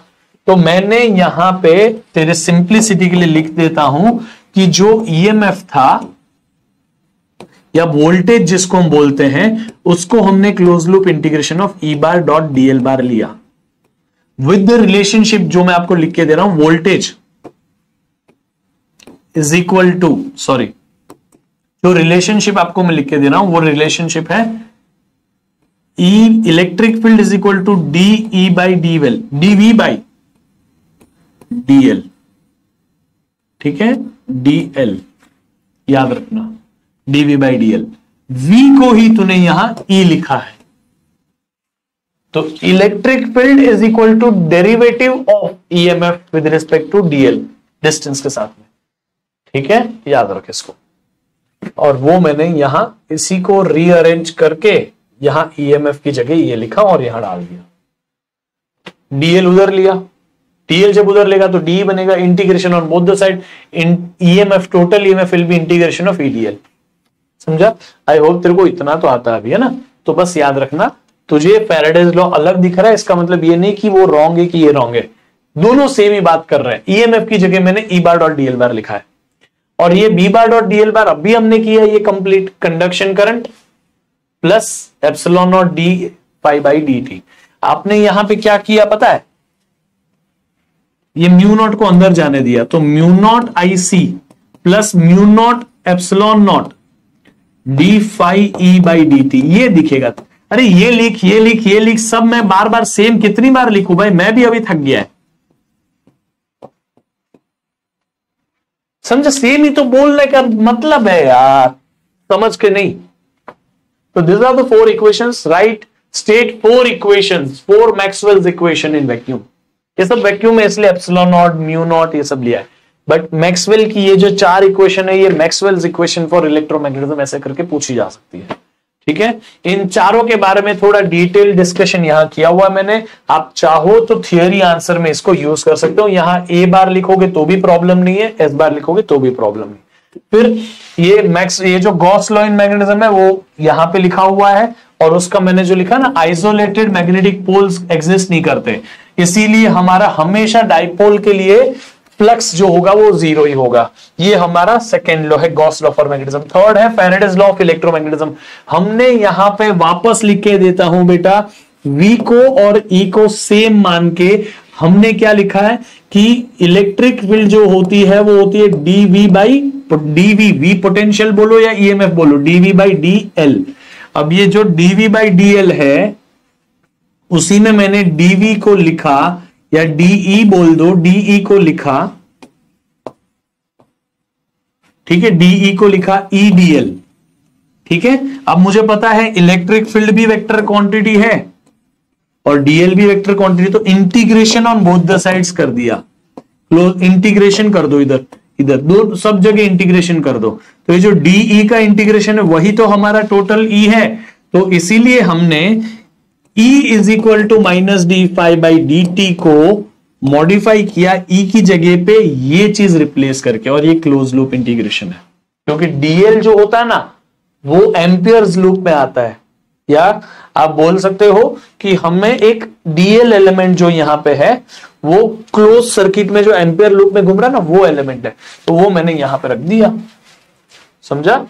So this is entire theoretical part of this topic, और ये मॉडिफाइड एम्पियर्स लॉ मैंने यहां पे लिखा। आई होप कि आप अभी ये पूरा का पूरा जो पार्ट 1 ऑफ द चैप्टर था ये समझ चुके हैं। Part 1 of the chapter is done. Now we are on to electromagnetic waves. समझा गया वीडियो? अब मजा आने वाला है, हम इलेक्ट्रोमैग्नेटिक वेव्स को सीखेंगे। तैयार हो जाओ। सो इलेक्ट्रोमैग्नेटिक वेव्स, ये इलेक्ट्रोमैग्नेटिक वेव्स के बारे में बेसिक सी बातें करनी है। We are sorted with this chapter, this is beautiful chapter. अगली 20-25 मिनट में we are done with this chapter. ठीक है, तो ध्यान से समझेंगे, एक एक चीज को बारीकी से जानेंगे। हमें इसके बारे में सब कुछ जानना है, लेकिन उसके पहले हम इलेक्ट्रोमैग्नेटिक वेव्स बनती कैसे उसके बारे में बात करते हैं। देखिए ध्यान से, हमारे पास एक चार्ज होता है। चार्ज आया कहां से? जब दुनिया बनी पार्टिकल्स को चार्ज मिला। वही चार्ज जब रेस्ट पे होता है, कोई भी चार्ज पार्टिकल चार्ज को लेके अगर रेस्ट पे बैठ जाए तो उसके आसपास सिर्फ इलेक्ट्रिक फील्ड बनती है, no other field, only electric field. But वही चार्ज जब मोशन करेगा तो वो मैग्नेटिक फील्ड भी बनाएगा। अगर वो सिंपल सा मोशन है, यूनिफॉर्म मोशन यानी सेम स्पीड से आगे आगे चलने का, वैसे मोशन में उस चार्ज के आसपास इलेक्ट्रिक फील्ड भी बनती है और मैग्नेटिक फील्ड भी बन जाती है। तो that charge, moving charge, produces magnetic field around itself. लेकिन अगर वही सेम चार्ज मोशन में तो है, but this time motion is accelerated motion, motion में एक्सेलरेशन है या फिर वो ऑसिलेशन है, ऑसिलेशन बोलो, सर्कुलर मोशन बोलो या एक्सेलरेटेड मोशन बोलो, इन सारे केसेस में पार्टिकल चेंजिंग इलेक्ट्रिक फील्ड बनाता है। And once changing electric field is produced, it produces changing magnetic field. That changing magnetic field will produce changing electric field, that changing electric field will produce changing magnetic field। तो दोनों एक दूसरे को बनाते जाते हैं और ultimately what we get is EM wave, electromagnetic wave। Do you guys get this? क्योंकि ये हमें फैराडे, अभी तो लास्ट में मैक्सवेल ने कहा, हाँ मैक्सवेल ने हमें लास्ट में क्या कहा कि हम फैराडेज लॉ को कंक्लूड अब ऐसे कर सकते हैं कि changing electric field produces changing magnetic field, changing magnetic field produces changing electric field। याद आया क्या बिड़ू? तो वही तो हो रहा है यहां पे कि एक बार चार्ज पार्टिकल एक्सेलरेटेड मोशन में है, या फिर वो सर्कुलर मोशन कर रहा है। अब सर्कल में कैसा एक्सेलरेशन आ गया, भले सर्कल में यूनिफॉर्म सर्कुलर मोशन करे बट सर्कल में एक एक्सेलरेशन होता है a equal to minus omega square R. ऐसे ही ऑसिलेशन करे तो ऑसिलेशन में एक्सेलरेशन होता है माइनस ओमेगा स्क्वायर एक्स। तो whenever is performing circular motion और oscillation it has an acceleration, that is why it is an accelerated motion. और जब भी एक्सेलरेटेड मोशन होता है तो चेंजिंग इलेक्ट्रिक फील्ड बनती है और वो चेंजिंग मैग्नेटिक फील्ड बनाता है और वो changing magnetic field changing electric field बनाता है और वो changing electric field changing magnetic field बनाता है और चेंजिंग मैग्नेटिक फील्ड एक दूसरे को electric field magnetic field electric field magnetic field, यही चलता रहता है वीडियो। और अपनी EM wave c is equal to 3 × 10⁸ की स्पीड से निकल लेती है। समझा गया? ये ईएम वेव्स है। तो आज हमारी लाइफ है ईएम वेव्स की मदद से आज हम दोनों एक दूसरे से बात कर पा रहे हैं। इंटरनेट नहीं चलता अगर ईएम वेव्स ना होती। आप ये जो लाइट्स वाइट्स देख रहे हो ये नहीं होती अगर ईएम वेव्स नहीं होती। आप दुनिया नहीं देख पाते अगर ईएम वेव्स नहीं होती। आपको सन से लाइट नहीं पहुंचती, सन से हीट नहीं पहुंचती अगर ईएम वेव्स नहीं होती। आपको भूख लगती है, खाना गर्म करना है, माइक्रोवेव में डाला, गर्म हो जाता है खाना ईएम वेव्स की मदद से। आपको आंख में नंबर बढ़ गए, लेजर लाइट गिराओ आंख में, मतलब ऐसे नहीं करते बट लेजर से ऑपरेशन कराओ, आपका नंबर निकल जाएगा आंखों का, आपका आंख ठीक हो जाएगा ये ईएम वेव्स की मदद से। आपको जो करना है हर एक चीज में आज ईएम वेव आ गया। कैंसर हुआ है, उस कैंसर वाले सेल के ऊपर ईएम लाइट का यूवी लाइट का बम्बार्डमेंट करो, वो ईएम वेव ही तो है यूवी लाइट, तो कैंसर सही हो गया। आपको बैक पेन कर रहा है, कुछ कर रहा है, एक्सरे निकालना है, एक्सरे इलेक्ट्रोमैग्नेटिक वेव्स होती है, तो ये भी ईएम वेव्स की मदद से हुआ। आपको एमआरआई स्कैन निकलवाना है, कुछ भी करना है, सो मेनी यूजेस। कल किसी के फंक्शन में जाना है, कोई बंदी को मिलने जाना है, आपको यूवी ट्रीटमेंट करा लो, फेस का चमकेगा आपका फेस, है ना। तो ये मतलब चमकेगा तो नहीं, ऑब्वियस सी बात है, ऐसे ही थोड़ी कोरियन लगने लगोगे। तो बात ये है कि इलेक्ट्रोमैग्नेटिक वेव्स हर जगह पे बेटा, आज जो तू तेरी बंदी से बात करता है ना वो भी इलेक्ट्रोमैग्नेटिक वेव्स की वजह से ही कर पाता है। It is not possible to live without electromagnetic wave for a single minute, just because हमको दिखेगा भी नहीं। हाँ, यस गाइस। चलो, तो आई होप आपको समझा ईएम वेव्स प्रोड्यूस कैसे होती है। अब ईएम वेव्स में आपको ये तो पता चल गया कि एक होती है इलेक्ट्रिक फील्ड, ये वेरिंग इलेक्ट्रिक फील्ड है, इसकी इलेक्ट्रिक फील्ड की वैल्यू देखो बढ़ रही है, कम हो रही है, यहां से बढ़ी फिर कम होने लगी।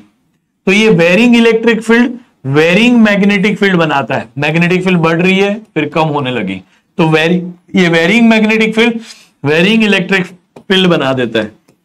ये वेरिंग इलेक्ट्रिक फील्ड ये वेरिंग मैग्नेटिक फील्ड बनाता है। ये वेरिंग मैग्नेटिक फील्ड ये वेरिंग इलेक्ट्रिक फील्ड बनाता है। ये वेरिंग इलेक्ट्रिक फील्ड ये वेरिंग मैग्नेटिक फील्ड बनाता है। दोनों साथ में एक दूसरे को बनाते हैं, भाई भाई साथ में चलते रहते हैं। समझा? तो इलेक्ट्रिक फील्ड ऐसे ऑसिलेट करती है, ऐसे वर्टिकल प्लेन में, देख इधर ऐसे इलेक्ट्रिक फील्ड ऑसिलेट करेगी, मैग्नेटिक फील्ड ऐसे ऑसिलेट करेगी, दोनों साथ में ऑसिलेट करेंगे, इलेक्ट्रिक फील्ड इधर मैग्नेटिक फील्ड इधर, और दोनों साथ में। नहीं समझा क्या? तो दोनों साथ में ऐसे ऑसिलेट करते हैं। Oh my God, I just copied अलग सर, सॉरी। चलो, क्या समझा क्या ब्रो? तो ये इलेक्ट्रिक फील्ड ये मैग्नेटिक फील्ड और दोनों टूंग टूंग टूंग टूंग टूंग टूंग टारा ऐसे चलती रहती है। समझा क्या? तो दोनों एक दूसरे के परपेंडिकुलर में होती है, याद रखना, ठीक है। अब हम आते हैं आगे ब्रो। ये इलेक्ट्रिक फील्ड है, ठीक है, और ये मैग्नेटिक फील्ड है। ये दोनों एक दूसरे से हमेशा परपेंडिकुलर होगी, हमेशा परपेंडिकुलर होगी, गारंटीड है। इलेक्ट्रिक फील्ड की इक्वेशन लिखनी है, मैग्नेटिक फील्ड की इक्वेशन लिखनी है, कैसे लिखी जाती है बताता हूं। ये क्योंकि एक साइन दिख रहा है, साइन वेव दिख रहा है, साइन में एम्पली उसका peak value into sine theta, तो पीक वैल्यू होता है इलेक्ट्रिक फील्ड का E0 into sine theta. Sine theta, theta में क्या लिखेंगे? ये इलेक्ट्रिक फील्ड कौन से डायरेक्शन में आगे बढ़ रही है, अभी के लिए Z एक्सिस पे। निकाला कैसे? X एक्सिस पे इलेक्ट्रिक फील्ड, Y एक्सिस पे मैग्नेटिक फील्ड, तो थंब कहां आया? मैग्नेटिक फील्ड पे, अरे डायरेक्शन ऑफ द वेव पे। Direction of propagation, direction of the light और direction of EM waves is given by right hand thumb rule, electric field ऊपर, magnetic field इधर, E bar cross B bar, ऐसा आया हमारा C, speed of light का direction, direction of propagation. तो Z axis के along अभी के लिए हम मूव कर रहे हैं, तो इसलिए हम यहां पे के जेड लिखेंगे। के क्या होता है बच्चों, के जो है ये के का वैल्यू होता है 2 पाई बाय लैम्बडा। आप 2 पाई बाय लैम्बडा ब्रो, आप याद करें ये पाथ डिफरेंस को आप पहले 2 पाई बाय लैम्बडा करके लिखते थे, और मतलब जो इसके पहले आपने ना वेव्स वाले चैप्टर में इसको 2 पाई बाय लैम्बडा लिखा था और यहां पे के लिखा था, अरे सॉरी जेड लिखा था। एक्स लिखते थे हम वहां पे क्योंकि एक्स एक्सिस के अलॉन्ग मोशन होता है, तो वाई लिखते हैं तो वाई एक्सिस के अलॉन्ग मोशन होता है, लेकिन अभी जेड एक्सिस के अलॉन्ग मोशन है इसलिए ऐसा जेड, और ये 2 पाई बाय लैम्बडा को ही के लिखा है। फिर माइनस ओमेगा टी, ओमेगा को 2 pi by capital T into small T ऐसा लिखा है, समझा? तो 2 pi by capital T into small T ऐसा लिखा है। तो ये देख तेरे को मैंने 2 पाई बाई कैपिटल टी को ओमेगा लिख के दिया। वही magnetic field B naught sine 2 pi by lambda into Z minus 2 pi by capital T into small T, समझा क्या? तो इसको याद रखना, भूलने का नहीं बेटू, भूलना नहीं कभी, ठीक है? अब ये जो तेरे को दिख रहा है इसमें ये चीज को हमने के बोला है, यहां इस चीज को हमने ओमेगा बोला है। ये दोनों एक दूसरे से परपेंडिकुलर है, यानी कि electric field along x axis है, एक्स एक्सिस यानी आई कैप इसको डायरेक्शन देगा, ये पूरा मैग्नीट्यूड हो गया तो आई कैप का direction. Magnetic field along Y axis है, इसका नाम है वाई एक्सिस, तो इसको बोला जे कैप। तो ये तेरा vector form of the equation हो गया, और ये तेरा इलेक्ट्रिक फील्ड और मैग्नेटिक फील्ड का मैग्नीट्यूड वाला इक्वेशन हो गया, समझा? कोई डाउट बेटा? ओमेगा क्या होता है लिख ले, 2 pi by lamb, 2 pi by capital T time period, ठीक है? अब देख एक दो चीजें जो तेरे को पता होनी चाहिए, ये हम ना ये डायरेक्शन बनाने में गलतियां बहुत करते हैं, इसलिए आप एक चीज याद रखना, ये आप तीनों एक्सेस बनाओ, तीनों एक्सेस ऐसे बनाओ, बट उसकी नेमिंग ऐसे करना हमेशा, तीनों एक्सेस की नेमिंग ऐसे करना कि आप ऐसा एंटी क्लॉकवाइज घूमो, एंटी क्लॉकवाइज घूमना पड़े। अगर आपने ये नेमिंग क्लॉकवाइज कर दी रॉन्ग हो जाओगे। यानी कि मैं सिर्फ ये कहना चाहता हूं, इसको एक्स बोलोगे, अगला नाम इसी को देना पड़ेगा वाई, फिर अगला नाम इसी को देना पड़ेगा जेड, ऐसे ही नाम घुमाना पड़ेगा anti clockwise, X Y Z, क्योंकि Y bar cross Z bar X bar ऐसे बनेगा। ऐसे ही आप इसको चाहो तो इसको वाई, इसको जेड और इसको एक्स बोल सकते हैं। क्यों? क्योंकि अभी भी एक्स वाई जेड फॉलो हो रहा है, देख X Y Z, X Y Z. आप चाहो तो इसको जेड, अगर ये जेड है तो उसके पहले वाई होगा, यानी कि मैं ऐसा बोल सकता हूं जेड एक्स और ये वाई। आप जैसे नाम देना चाहो, सेम कलर वाले जो है ना वो नाम, उस तरह से आप नाम दे सकते हो। अगर ये एक्स है तो ये वाई ही होना चाहिए, देख अगर ये एक्स है तो ये वाई ही होना चाहिए और ये जेड ही होना चाहिए। उल्टा बन गया कभी, ये एक्स ये वाई तो ये जेड, ऐसा नहीं चलता। रैंडम नाम नहीं दे सकते एक्स वाई जेड एक्सेस में, आपको एंटी क्लॉकवाइज घुमा के नाम देना पड़ता है, ये चीज मत भूलना। इससे ही आप पता कर सकते हो कि वेव का डायरेक्शन क्या होता है। कई बार न्यूमेरिकल में पूछते हैं, आप याद रखना, ये जो आई जे के लिखते हो ना आप, वो भी ऐसा ही होता है। आई जे के में भी आपको ये डायरेक्शन फॉलो करना पड़ता है, याद रख लेना बच्चों इसको। आप आई जे के हमेशा ऐसे नाम दोगे, ये आई, सॉरी ब्रो, हाँ चलेगा, ये आई, ये आई रख, ये जे रख और ये के, ठीक है? हमेशा ऐसे नाम देना एंटी क्लॉकवाइज घुमाते हुए। तो अब एक्स क्रॉस, ये देख, देखेगा सेम कलर, देख ब्लू में एक्स है तो ब्लू में वाई है, X bar cross Y bar, X Y Z.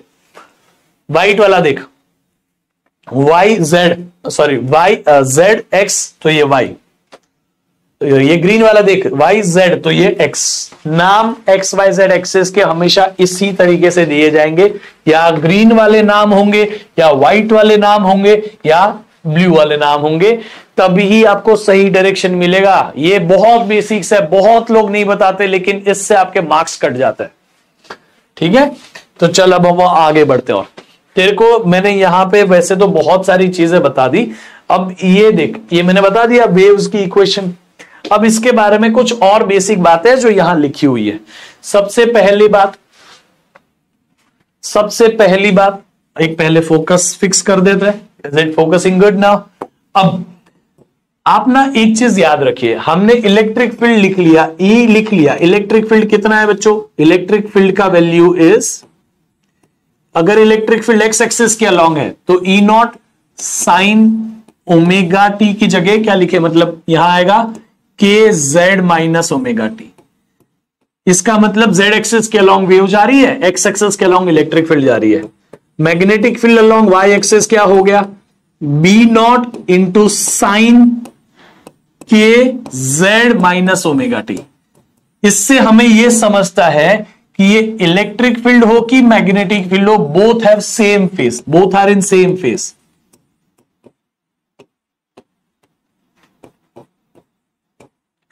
इन दोनों की दोनों सेम फेज में है, ये दोनों की दोनों सेम फेज में है। समझा क्या ब्रो? इसको मत भूलना, इलेक्ट्रिक फील्ड और मैग्नेटिक फील्ड दोनों सेम फेज में ट्रैवल करती है। जितना इलेक्ट्रिक फील्ड जिधर होगी उधर मैग्नेटिक फील्ड पहुंच जाएगी, सेम टाइम पे सेम जगह पे मिलेगी दोनों। ये इलेक्ट्रिक फील्ड बढ़ रही है, मैग्नेटिक फील्ड भी बढ़ती रहेगी। इलेक्ट्रिक फील्ड कम हो रही है, मैग्नेटिक फील्ड भी कम होती रहेगी। याद रखना, both are always in same phase. एक चीज क्लियर हो गई। अब इसमें आपने एक छोटा सा डेरिवेशन किया था इसके पहले एक चैप्टर में, बता दे रहा हूं मैं अभी के लिए, मुझे कंसीडर नहीं करना वरना मैं पहले करा चुका हूं कि यहां करते नहीं है। आप म्यू नॉट पता है आपको, एप्सिलॉन नॉट पता है, इन दोनों को मल्टीप्लाई किया हमने, मल्टीप्लाई डिवाइड बाई 4 पाई किया। डिवाइड बाई 4 पाई इधर हो गया, मल्टीप्लाई बाई 4 पाई इधर हो गया। क्यों ना मैं 4 पाई इंटू एप्सिलॉन नॉट ऐसा लिख लू, मल्टीप्लाई बाई 4 पाई किया ना तो वो यहां एप्सिलॉन नॉट के साथ दिखेगा। ठीक है, तो मल्टीप्लीकेशन लिखने की जरूरत नहीं। अब ये जो आपको मैंने यहां दिखाया बेटा, ये इसकी वैल्यू हमें पता है कितनी है। म्यू नॉट अपॉन 4 पाई कितना होता है? Come on please tell me. ये होता है 10⁻⁻⁷। बाकी इसका यूनिट की बात अलग है। 4 pi epsilon not 1/4 pi epsilon not जो होता है ना, वो होता है 9 इंटू 10⁹। तो इसको पलट तो ये 1/9 इंटू 10⁹ बन जाएगा। अब तू इसको सिंप्लीफाई कर, तेरा आंसर आएगा 3 इंटू 10⁸ मीटर पर सेकेंड। और ये कितना बना बचा? सॉरी, एक छोटी सी मिस्टेक, तूने ये जो लिखा, ठीक है, इसको पहले सिंप्लीफाई कर। ये जो 10⁻⁷ है और 10⁻⁹ है, इसको लिख, ये 1/9 का 1/9 एज इट इज। ये जो इंटू 10⁻⁻⁷, ये +9 ऊपर जाएगा तो -9। ऐसा करें, 9 इंटू 10⁻⁹ होता है ना, कि 9 इंटू 10⁹, 9 इंटू 10⁹ ही होता है। तो ये 9 और -7 कर, +9 ऊपर गया तो -9। यार 9 इंटू 10⁻⁹ होता है कि नहीं होता है? शायद -9 ही होता है। चल, तो 9 इंटू, भूल रहा हूं यार, कैसे मैं इतने बेसिक नंबर भूल सकता हूं। ये 10⁻⁻⁹ ऊपर जाएगा 10⁻+9 और ये -7 और +9 रॉन्ग हो जाएगा। तो ये -9 ही सही है। परफेक्ट, याद आ गया मेरे को। तुम्हें जो ये टाइम तक वीडियो देख रहा है उसको पता है, एक क्वेश्चन में मैंने एक ऐसी मिस्टेक की थी जो आप लोगों ने बताया कि सर आंसर इसलिए मैच नहीं हुआ क्योंकि ये -9 ले लिया है मैंने। अब आंसर सही आएगा। ये -7 और ये 9 ऊपर जाएगा तो 10⁻⁻9, 10⁻⁻7 -9 कितना हो गया? ये हो गया बच्चा 1/, बोलो 9 इंटू 10⁻⁻7 -9 करो -16। यस, तो ये हो गया 10⁻⁻16। ये क्या है? Mu naught into epsilon not की वैल्यू। जिसमें mu naught into epsilon not था उसमें मैंने mu naught into epsilon not में 4 पाई मल्टीप्लाई 4 पाई डिवाइड किया, फिर ये सिंप्लीफाई करते करते यहां तक आया। अब तेरे को यहां पे क्या दिख रहा है? ये mu naught into epsilon naught इतना बना है।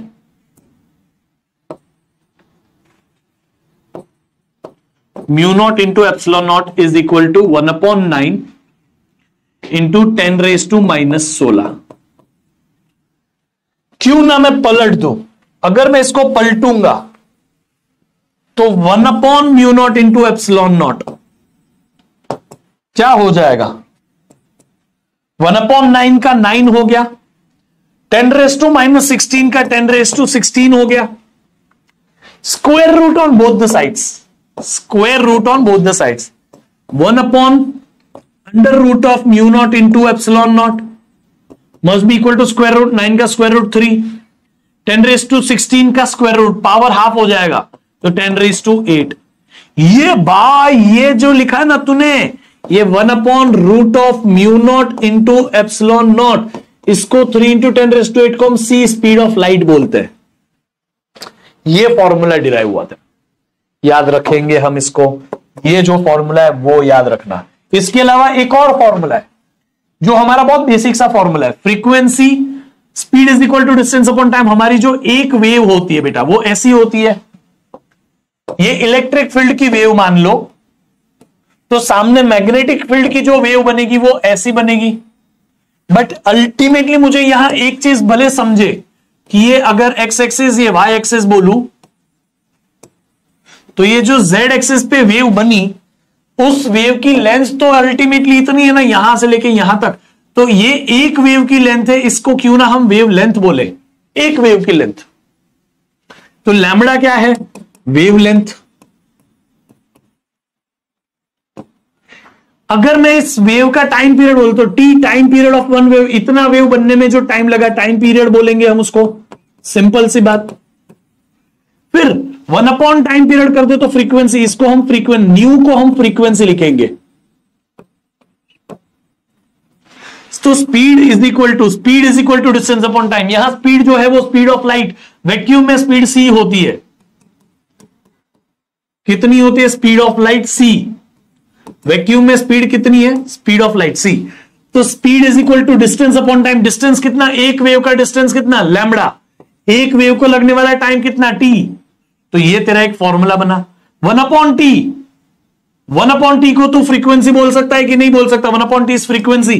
तो c is equal to lambda, 1/t जो है उसको मैं फ्रीक्वेंसी बोला तो लैम्बडा इंटू एफ। एफ ना फ्रीक्वेंसी ना लिख के मैं उसको न्यू लिखूंगा। ये दूसरा फॉर्मूला बना, समझा कि नहीं? अब आप एक और फॉर्मूला याद रखिएगा, ओमेगा इज इक्वल टू सी के। क्यों मैंने ये बोला पता है? ओमेगा होता है 2π/t, सी तो सी 2π/λ। क्या कर पता है? 2π कैंसल कर, लैम्बडा इधर आएगा टी उधर जाएगा, बराबर है क्या? लैम्बडा इधर आएगा टी उधर जाएगा, तो lambda is equal to C T हो गया। अरे ये टी इधर जान दे तो lambda is equal to C T तो इधर भी होता है,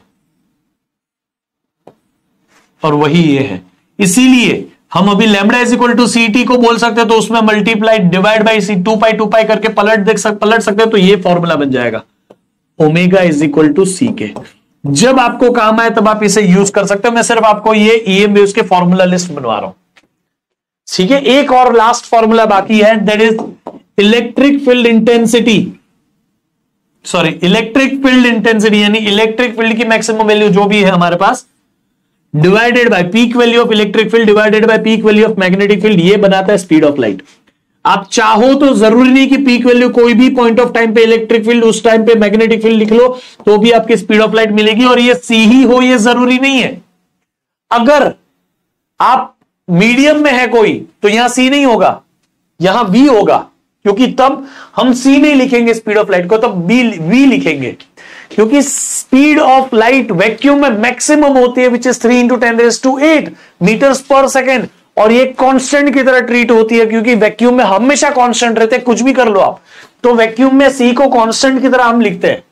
लेकिन दूसरे मीडियम में आ गए तो स्पीड ऑफ लाइट कम हो जाती है, तब स्पीड ऑफ लाइट को सी की जगह वी लिखना पड़ेगा, क्योंकि अलग अलग मीडियम अलग अलग होती है। हर मीडियम के लिए लेटर थोड़ी दे सकते हैं, वाटर के लिए डब्ल्यू, गैस के लिए जी, ऐसा नहीं दे सकते। इसलिए हर मीडियम में दूसरे वैक्यूम को छोड़ के हर मीडियम में स्पीड ऑफ लाइट को वी लिखा जाएगा, और यहां जहां जहां मैंने सी लिखा है वहां वहां वी लिखा जाएगा।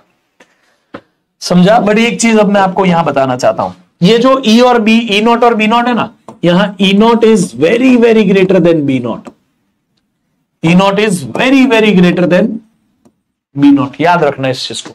यानी कि जो ये वेव बनती है ना, इसमें ई नॉट की वैल्यू बहुत बड़ी होती है बी नॉट के कंपेयर में। कितनी बड़ी पता है? बी नॉट के कंपेयर में ई नॉट 3000 लाख गुना बड़ा होगा। कितना बड़ा? 3000 लाख गुना। देख मैं बताता हूं, तूने ये जो फॉर्मूला लिखा ना, उसी को लिख वापस, ठीक है? वही फॉर्मूले को यहां हम लिखते हैं, ये देख। तो ई नॉट के फॉर्मूला क्या हो गया? E naught is equal to C into B naught. B naught की वैल्यू के मल्टीप्लाई में सी होगा, तो 3 इंटू 10⁸ टाइम्स बी नॉट हो गया ना ये। तो ई नॉट की वैल्यू जो भी है बी नॉट से 3 इंटू 10⁸ मल्टीप्लाई होके आई है। अगर बी नॉट है 1 तो 1 इंटू 3 इंटू 10⁸ मल्टीप्लाई होगा तब बी नॉट आएगा। ई नॉट का आंसर आएगा 3 इंटू 10⁸, यानी 3000 लाख। 8 जीरो है, 3000 फिर 5 जीरो लाख के 300 मिलियन भी बोल सकता हूं। तो बी नॉट 1 है तब ई नॉट 300 मिलियन है, यानी इलेक्ट्रिक फील्ड वाली वेव बहुत बड़ी होगी और उसके सामने मैग्नेटिक फील्ड वाली वेव बहुत छोटी होगी, ऐसी एकदम ऐसी। ठीक है, मैं थोड़ा और आपको प्रिसाइज बना के बताना चाहूं तो ये अगर ये इलेक्ट्रिक फील्ड है तो उसके सामने मैग्नेटिक फील्ड की एम्पलीट्यूड बहुत छोटी होगी, इतनी छोटी। ठीक है, समझ गए कि नहीं? अब आप बोलोगे सर इसका मतलब मैग्नेटिक फील्ड ज्यादा कम होती है और इलेक्ट्रिक फील्ड ज्यादा होती है, ऐसा नहीं, रॉन्ग। ई नॉट जो है वो बहुत बड़ा है, मैं मानता हूं, और जो बी नॉट है ये बहुत छोटा है, ये भी मैं मानता हूं।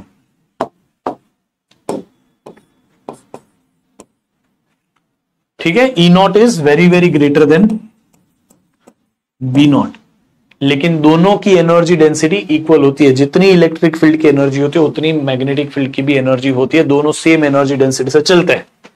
याद रखना, जो मैंने फॉर्मूला बताया वो यहां पे लिखा हुआ है, सब कुछ एक एक तरीके से आप ये सब याद रख लेना। मैंने आपको अल्टीमेटली तो बता दिया, ये डेरिवेशन आपको अभी के लिए है नहीं सिलेबस में, बट मैंने बता दी जस्ट बिकॉज आपको पता चले, रेफरेंस मिले। इलेक्ट्रिक फील्ड की इक्वेशन, मैग्नेटिक फील्ड की इक्वेशन, ये फॉर्मूला ये याद रख लेना, ये फॉर्मूले सारे। ठीक है, आई होप आप याद रखेंगे। इसी के साथ में दोनों के पास जो एनर्जीज है, दोनों के पास जो एनर्जी है, energy density of electric field, क्या? Energy density of electric field जिसकी वैल्यू यू ई होती है, वो कितनी होती है पता है? Half E epsilon naught square, और वो इक्वल होती है energy density of magnetic field से। आप याद करिए, मैंने आपको ये फॉर्मूला डिराइव कराया है, वो इक्वल होती है energy density of magnetic field से, जो कि half B upon mu naught square होता है। ठीक है, sorry, B square upon mu naught, यहां E square into epsilon naught. ठीक है, B square upon mu naught, याद रखो। तो ये दोनों इक्वल होते हैं, half E epsilon naught square is equal to half B square upon mu naught. आप इक्वेट करके आंसर निकाल सकते हो। वापस आंसर आपका क्या बनेगा पता है? इन दोनों को इक्वेट करो, half half cancel, E square epsilon naught is equal to B square upon mu naught. तो आपका फाइनल आंसर ये बनेगा, E square upon B square must be equal to epsilon naught upon mu naught. Sorry, epsilon naught चला जाएगा नीचे, हाँ numerator में, denominator में चला जाएगा, तो ये हो जाएगा 1/ε0 इंटू म्यू नॉट या mu naught into epsilon naught. Square root करो तो ई अपॉन बी आ जाएगा, स्क्वायर रूट करोगे तो यहां स्क्वायर रूट दिखेगा। अरे ये ई अपॉन बी भी स्पीड ऑफ लाइट है और 1/μ0 एप्सिलॉन नॉट भी स्पीड ऑफ लाइट है। आप ये फॉर्मूला कंबाइंड फॉर्मूला समझ सकते हो स्पीड ऑफ लाइट का। ई अपॉन बी भी स्पीड ऑफ लाइट है और 1/μ0 इंटू एप्सिलॉन नॉट भी स्पीड ऑफ लाइट है। समझा कि नहीं? तो ये एनर्जी डेंसिटी, दोनों में एनर्जी सेम होती है, दोनों की एनर्जी मिलके टोटल इलेक्ट्रोमैग्नेटिक वेव की एनर्जी ये होती है। समझा क्या? दोनों की एनर्जी डेंसिटी का formula electric energy, magnetic energy, दोनों ऐड कर दो, ये फॉर्मूला बनेगा। This is total energy density of entire wave.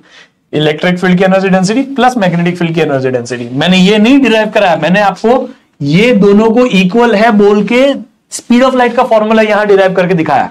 लेकिन ये जो है वो सिंपल ये कह रहा है इलेक्ट्रिक फील्ड वाला फॉर्मूला प्लस मैग्नेटिक फील्ड वाला फॉर्मूला करो, टोटल इलेक्ट्रोमैग्नेटिक वेव की एनर्जी का फॉर्मूला मिल जाएगा, एनर्जी डेंसिटी। समझा क्या ब्रो? सो ये था सब कुछ हमारा ईएम वेव्स के बारे में। Just a moment boys, it's bro. चल let's go ahead guys, let's go ahead. अब हम बढ़ते हैं आगे। There is a question number 8.1 from NCERT in text. A plane electromagnetic wave of a frequency 25 megahertz. Frequency कितनी है? 25 mega is 10⁶ hertz. याद रखना। Travels in a free space along x direction. भाई ये x एक्सिस के along जा रही है, जो हमारी वेव है ना electromagnetic wave, it is moving along x axis. तो हम ऐसी बनाएंगे इलेक्ट्रोमैग्नेटिक वेव, ठीक है? एक्स एक्सिस के अलॉन्ग जा रही है, मैं समझ गया। In a free space along, free space यानी वैक्यूम की बात की है, सी को स्पीड ऑफ लाइट को सी ले लेंगे, ठीक है? कोई प्रॉब्लम इसमें बेटा? अब आगे बढ़ता है। At a particular point in space at the time electric field इतनी है और what is magnetic field at the time. तो ई अपॉन बी जो होता है यही तो होता है स्पीड ऑफ लाइट। हमें बी चाहिए तो सी से डिवाइड कर, तो B will become E upon C. B को इधर लिया, सी को नीचे लिया, याद रहेगा अभी तेरे को? तो ये तू याद रख, ई अपॉन सी। अब ई कितना है? 6.3 G cap, G cap A cap छोड़, divided by C, C speed of light which is 3 into 10⁸ इसका सोल्यूशन ला दे, तेरा आंसर आ चुका है। देख 6.3 अपॉन 3, देखना वैसे 3 इंटू 2 6, 3 इंटू 3 3 इंटू 1 3, तो 2.1 ही आंसर आने वाला है। वैसे कैलकुलेशन की करने की इतनी जरूरत नहीं है। 10⁸ ऊपर जाएगा, 10⁻⁻8 हो गया। आई होप अब तेरे को ये समझा है, ठीक है? ये तेरी मैग्नेटिक फील्ड है। अब याद रख, ये डायरेक्शन देना पड़ेगा तेरे को, मैग्नेटिक फील्ड का डायरेक्शन देना पड़ेगा। इलेक्ट्रिक फील्ड का डायरेक्शन क्या है? J cap. Electric field Y axis के अलॉन्ग है, यानी ऊपर वाई एक्सिस है, तो Y axis J bar, J cap cross K cap, तभी तो ये आई कैप होता है, ठीक है? ये आई कैप है, एक्स एक्सिस आई कैप है। तो ऑब्वियस सी बात है कि जो भी हमारे पास में यहां मैग्नेटिक फील्ड है वो जेड एक्सिस यानी के कैप के अलॉन्ग होगी। ये वाई एक्सिस, ये जेड एक्सिस, ये एक्स एक्सिस। ईएम वेव हमें बोला है एक्स एक्सिस पे ट्रैवल कर रही है, देख लिखा है it is travelling along x axis. EM wave x axis पे है, फिर इलेक्ट्रिक फील्ड वाई एक्सिस पे है, जे कैप लिखा है मतलब वाई एक्सिस, बचा कौन सा? Z axis. तो बाय डिफॉल्ट आंसर ये जेड एक्सिस। अब plus Z axis minus Z axis ये पता करने के लिए पहले ये देखिए सही लिखा है कि नहीं, वाई जेड एक्स। तो तू पता करके एंटी क्लॉकवाइज मैनर में नाम लिखे तूने, X Y Z, X Y Z, X Y Z, X Y Z, X Y Z. हाँ सही है, एंटी क्लॉकवाइज है। अब वो तू देख, मैंने जो तेरे को लिखा था ना उसमें भी ऐसे ही नेमिंग मैंने लिखे थे क्या? चेक कर, X Y Z same colour है ना, तो सही है। और दूसरा वे क्या है बेटा? सीधा राइट हैंड थंब रूल पता कर ले, वाई जेड तो एक्स, तो एक्स के अलॉन्ग तो है, वाई के अलॉन्ग, एक्स के अलॉन्ग वेव है, वाई के अलॉन्ग इलेक्ट्रिक फील्ड है, तो ये हो गया जेड, जेड के अलॉन्ग होगा। जेड या minus Z right hand thumb rule से पता चल सकता है। ये तेरे को पता चल गया सबसे पहले मैग्नेटिक फील्ड का फॉर्मूला, या राइट, ठीक है, तो वो होगी किसके अलोंग बेटा, मैग्नेटिक फील्ड। मैग्नेटिक फील्ड का यूनिट होता है टेस्ला, इट इज अलोंग के कैप, तो के कैप ये वेक्टर फॉर्म में लिख लिया मैंने। इलेक्ट्रिक फील्ड अपने को कितनी दी थी, 6.3 J cap in volt per metre, ठीक है, तो याद रखेंगे हम, ऐसे लिखना है। Now the next question, the last question actually, the magnetic field in a plane of an electromagnetic wave is B Y. B Y इतनी है, देख magnetic field along Y axis कितनी है, ये वाई एक्सिस के अलोंग है magnetic field कितनी है, 2 इंटू 10⁻⁻7 टेस्ला। टेस्ला वेस्ला छोड़ना, यूनिट थोड़ी लिखता है, sign 0.5 into 10⁻³ plus 1.5 into 10⁻11t ये है। अब तेरे को ये तब तक नहीं समझेगा जब तो इधर एक्चुअल रियल इक्वेशन नहीं लिखता मैग्नेटिक फील्ड की। Magnetic field along y must be b not times sign kx, समझा, kx प्लस ओमेगा टी। अब इससे तेरे को क्लियर समझेगा बच्चा कि इसमें जो बोला है ना, ये बी नॉट है, ये के है, ये ओमेगा है, कंपैरिजन करना होता है। तेरे को पूछा क्या है, what is the wavelength and frequency. Wavelength तो के से निकलती है, के की वैल्यू कितनी है 0.5 इंटू 10, क्या कैलकुलेशन इस बार तू करेगा प्लीज।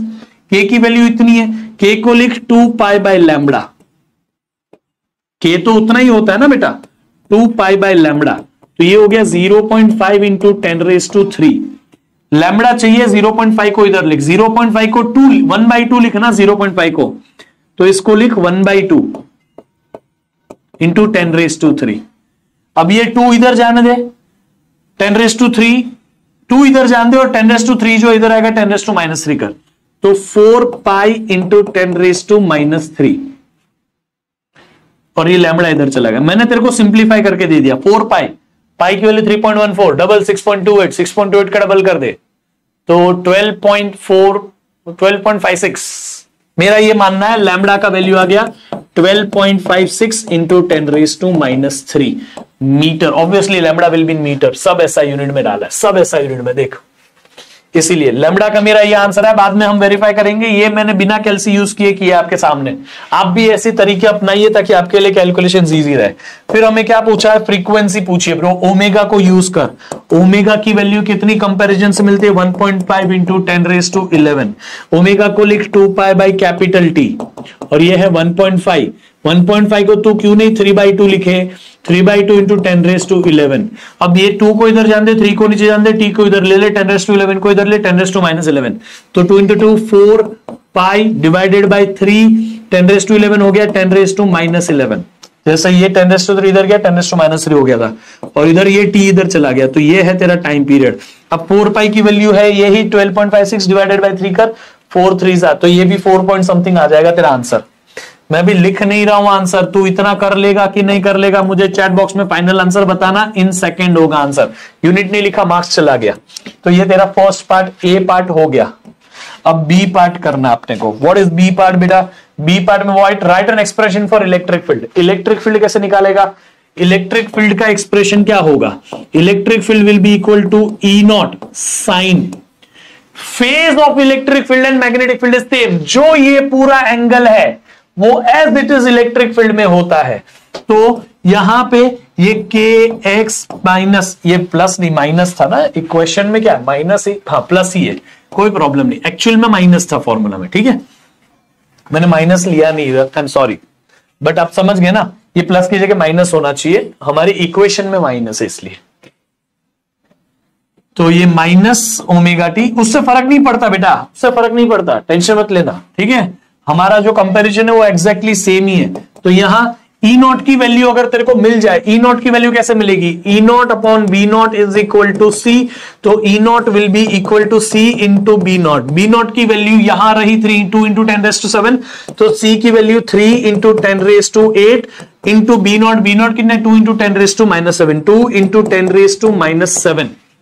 अब ये 3 इंटू 2 6 और ये 10⁸ और -7, 8 - 7 कितना हो गया 1, तो इंटू 10⁻1, तो 6 E0 की वैल्यू क्या हो गई, E0 is equal to 6 into 10⁻1 60, ये 60 हो गई E0 की वैल्यू, और ये E0 60 यहां रखेगा, साइन के बाद जो ब्रैकेट में मैग्नेटिक फील्ड के लिए है वही सब इलेक्ट्रिक फील्ड में आएगा, 0.5 into 10⁻3x plus 1.5 into 10⁻11t, ये पूरा, this is your electric field. अब मुझे बता मैग्नेटिक फील्ड y एक्सिस के अलोंग है, इलेक्ट्रिक फील्ड मुझे समझ रहा है यहां से कि x एक्सिस के अलोंग ही हो सकती है, नहीं सॉरी x एक्सिस के अलोंग नहीं होगी, क्यों, देख मैग्नेटिक फील्ड y एक्सिस के अलोंग है, मैग्नेटिक फील्ड और EM वेव का डायरेक्शन x एक्सिस के अलोंग है, y एक्सिस पे मैग्नेटिक फील्ड है, x एक्सिस के अलोंग EM वेव है, बचा z, तो यहां z दिखेगा। अब इसके अलावा तुझे डायरेक्शन निकालने के लिए कुछ बोला नहीं है, बस z के अलोंग होगा, इतना लिख देने का, सिंपल, उतना सॉर्टेड रख, ठीक है। आई होप तेरे को समझा। तो this is how you can do this solution, and बाकी तो अब जो बचता है वो है EM स्पेक्ट्रम, इलेक्ट्रोमैग्नेटिक स्पेक्ट्रम। हम ऐसे याद रखते हैं, मैं सिंपली ऐसे याद रखता हूं, एक इलेक्ट्रोमैग्नेटिक स्पेक्ट्रम में हम अगर फ्रीक्वेंसी के हिसाब से जाए, कैसे जाए बेटा, फ्रीक्वेंसी नीचे जाते जाते कम हो, ऐसे जाए, तो हाई फ्रीक्वेंसी हमारी विजिबल स्पेक्ट्रम में होती है वायलेट की, सबसे लो फ्रीक्वेंसी होती है रेड की, वायलेट से हाई फ्रीक्वेंसी वाली अल्ट्रा वायलेट। अब U और V लेटर यूज हो गए, इससे हाई फ्रीक्वेंसी को हम फिर UV, नहीं आगे UV हो गया ना, ABCD में UV तक आ गए, फिर X पे आते हैं, X रेज, इसके बाद हम Y रेज नहीं बोलते, उसको गामा रेज बोलते, Y जैसा दिखता है ये, समझ में आ गया ये तेरे को, याद रहेगा।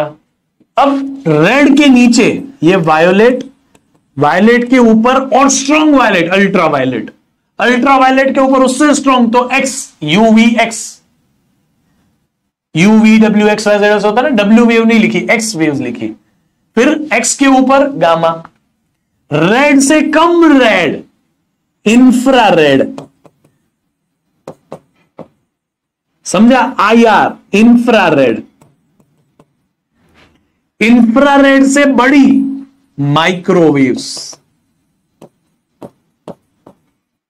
माइक्रोवेव से बड़ी radio wave, TV wave, radio wave, सब ये रेडियो में यूज होते हैं इसलिए रेडियो वेव बोलता है। सबके यूजेस वैसे ही तेरे को पता है, एक्स रेज का यूज क्या होता है तो खुद ही लिख सकता है, यूवी रेज का यूज क्या होता है खुद ही लिख सकता है, माइक्रोवेव्स का यूज क्या होता है पता है तेरे को, रेडियोस का यूज क्या पता है, समझ में आ गया।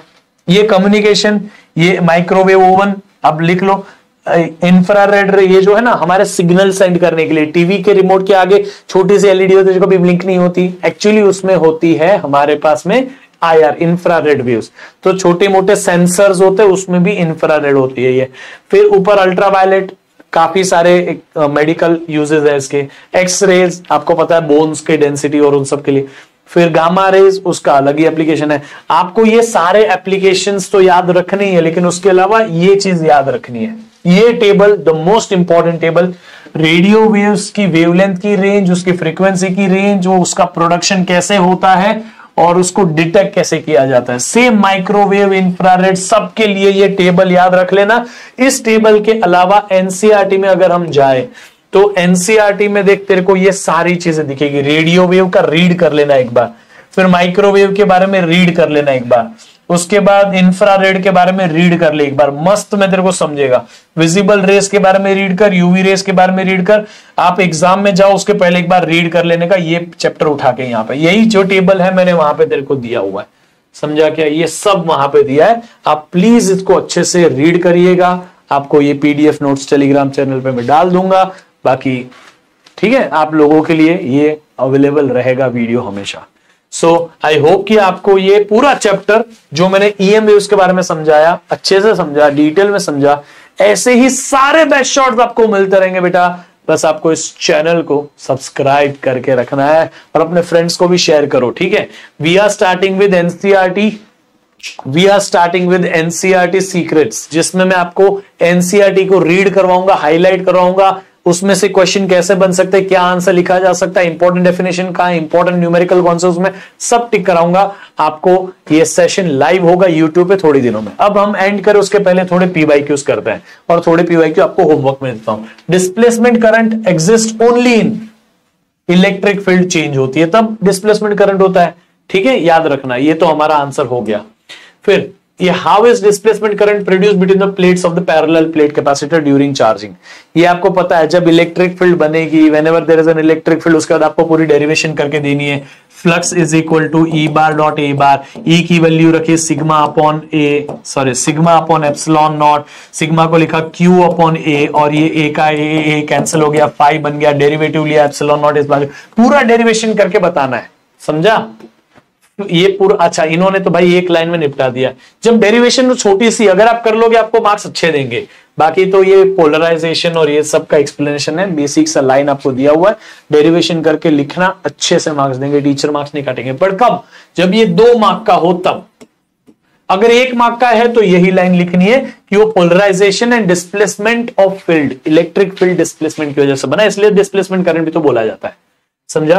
What is displacement current, how it is different from conduction current. आपको बोला था इलेक्ट्रिक फील्ड वेरी करेगी तो डिस्प्लेसमेंट करंट बनेगा, तो वो डिस्प्लेसमेंट करंट है, और कंडक्शन करंट चार्जेस के मोशन की वजह से बनता है, वो रहा कंडक्शन करंट।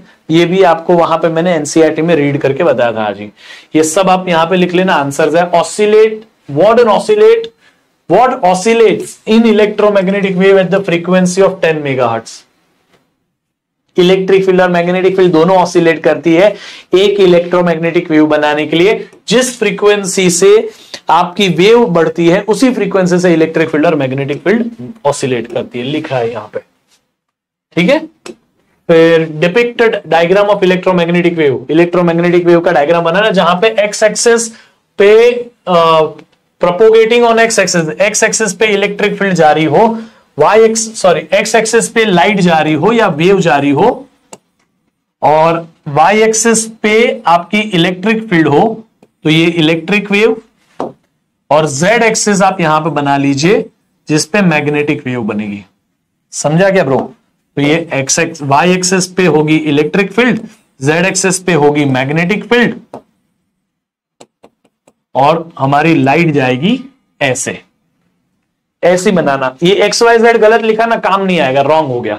अब देखो एक्स वाई जेड अभी भी फॉलो हो रहा है anti clockwise, X Y Z, ठीक है, इस चीज को भूलना मत। बाकी ये यहां पे बनाया हुआ है, आप ऐसे ही 1-2 सवाल अगर होंगे तो आप कर लेना। This is the question which you should try, ऐसे 1 में पूछा है 2 मार्क के लिए, आप इसको होमवर्क में करिएगा, ठीक है। बाकी फिर अब मिलते हैं अगले क्लास में। देयर इज एन एमसीक्यू, इसका आंसर मुझे चैट बॉक्स में बताओ। एप्लीकेशन ऑफ इलेक्ट्रोमैग्नेटिक वेव्स के ऊपर सिंपल सा है, तो ये 2-4 क्वेश्चन है, आप जरूर ट्राई करिएगा। इसी तरह से हमने पूरा सीख लिया है। बाकी आई होप आपको क्लास अच्छी लगी। Stay connected on Telegram, Instagram and Snapchat. मिलते हैं फिर अगले क्लास में, तब तक के लिए bye bye, see you and take care. We are done with part 1। अब मुझे कई स्टूडेंट्स ने सजेस्ट किया है कि सर आप क्यों ना मॉडर्न फिजिक्स पहले करा दो, क्योंकि वो इजी है। तो मॉडर्न फिजिक्स वाला पूरा यूनिट में अभी कल और परसों में अपलोड कर दूंगा, चारों चैप्टर जो भी है पूरे अपलोड कर दूंगा कल और परसों में। फिर हम रे ऑप्टिक्स और वेव ऑप्टिक्स करेंगे, तो आप मान लो 4-5 तारीख तक तो आपका सिलेबस फिनिश है भाई, मजा आने वाला है, ठीक है। फिर हम और भी जो बाकी है एनसीईआरटी सॉल्यूशन सीरीज बाकी उसको फाइंड अप करेंगे। उसके अलावा मैं आपके लाइव क्लासेस लूंगा, मैराथन्स लूंगा, मजा आएगा, ठीक है। तो चलिए फिर मिलते हैं अगले क्लास में, तब तक के लिए bye bye, see you take care, love you all.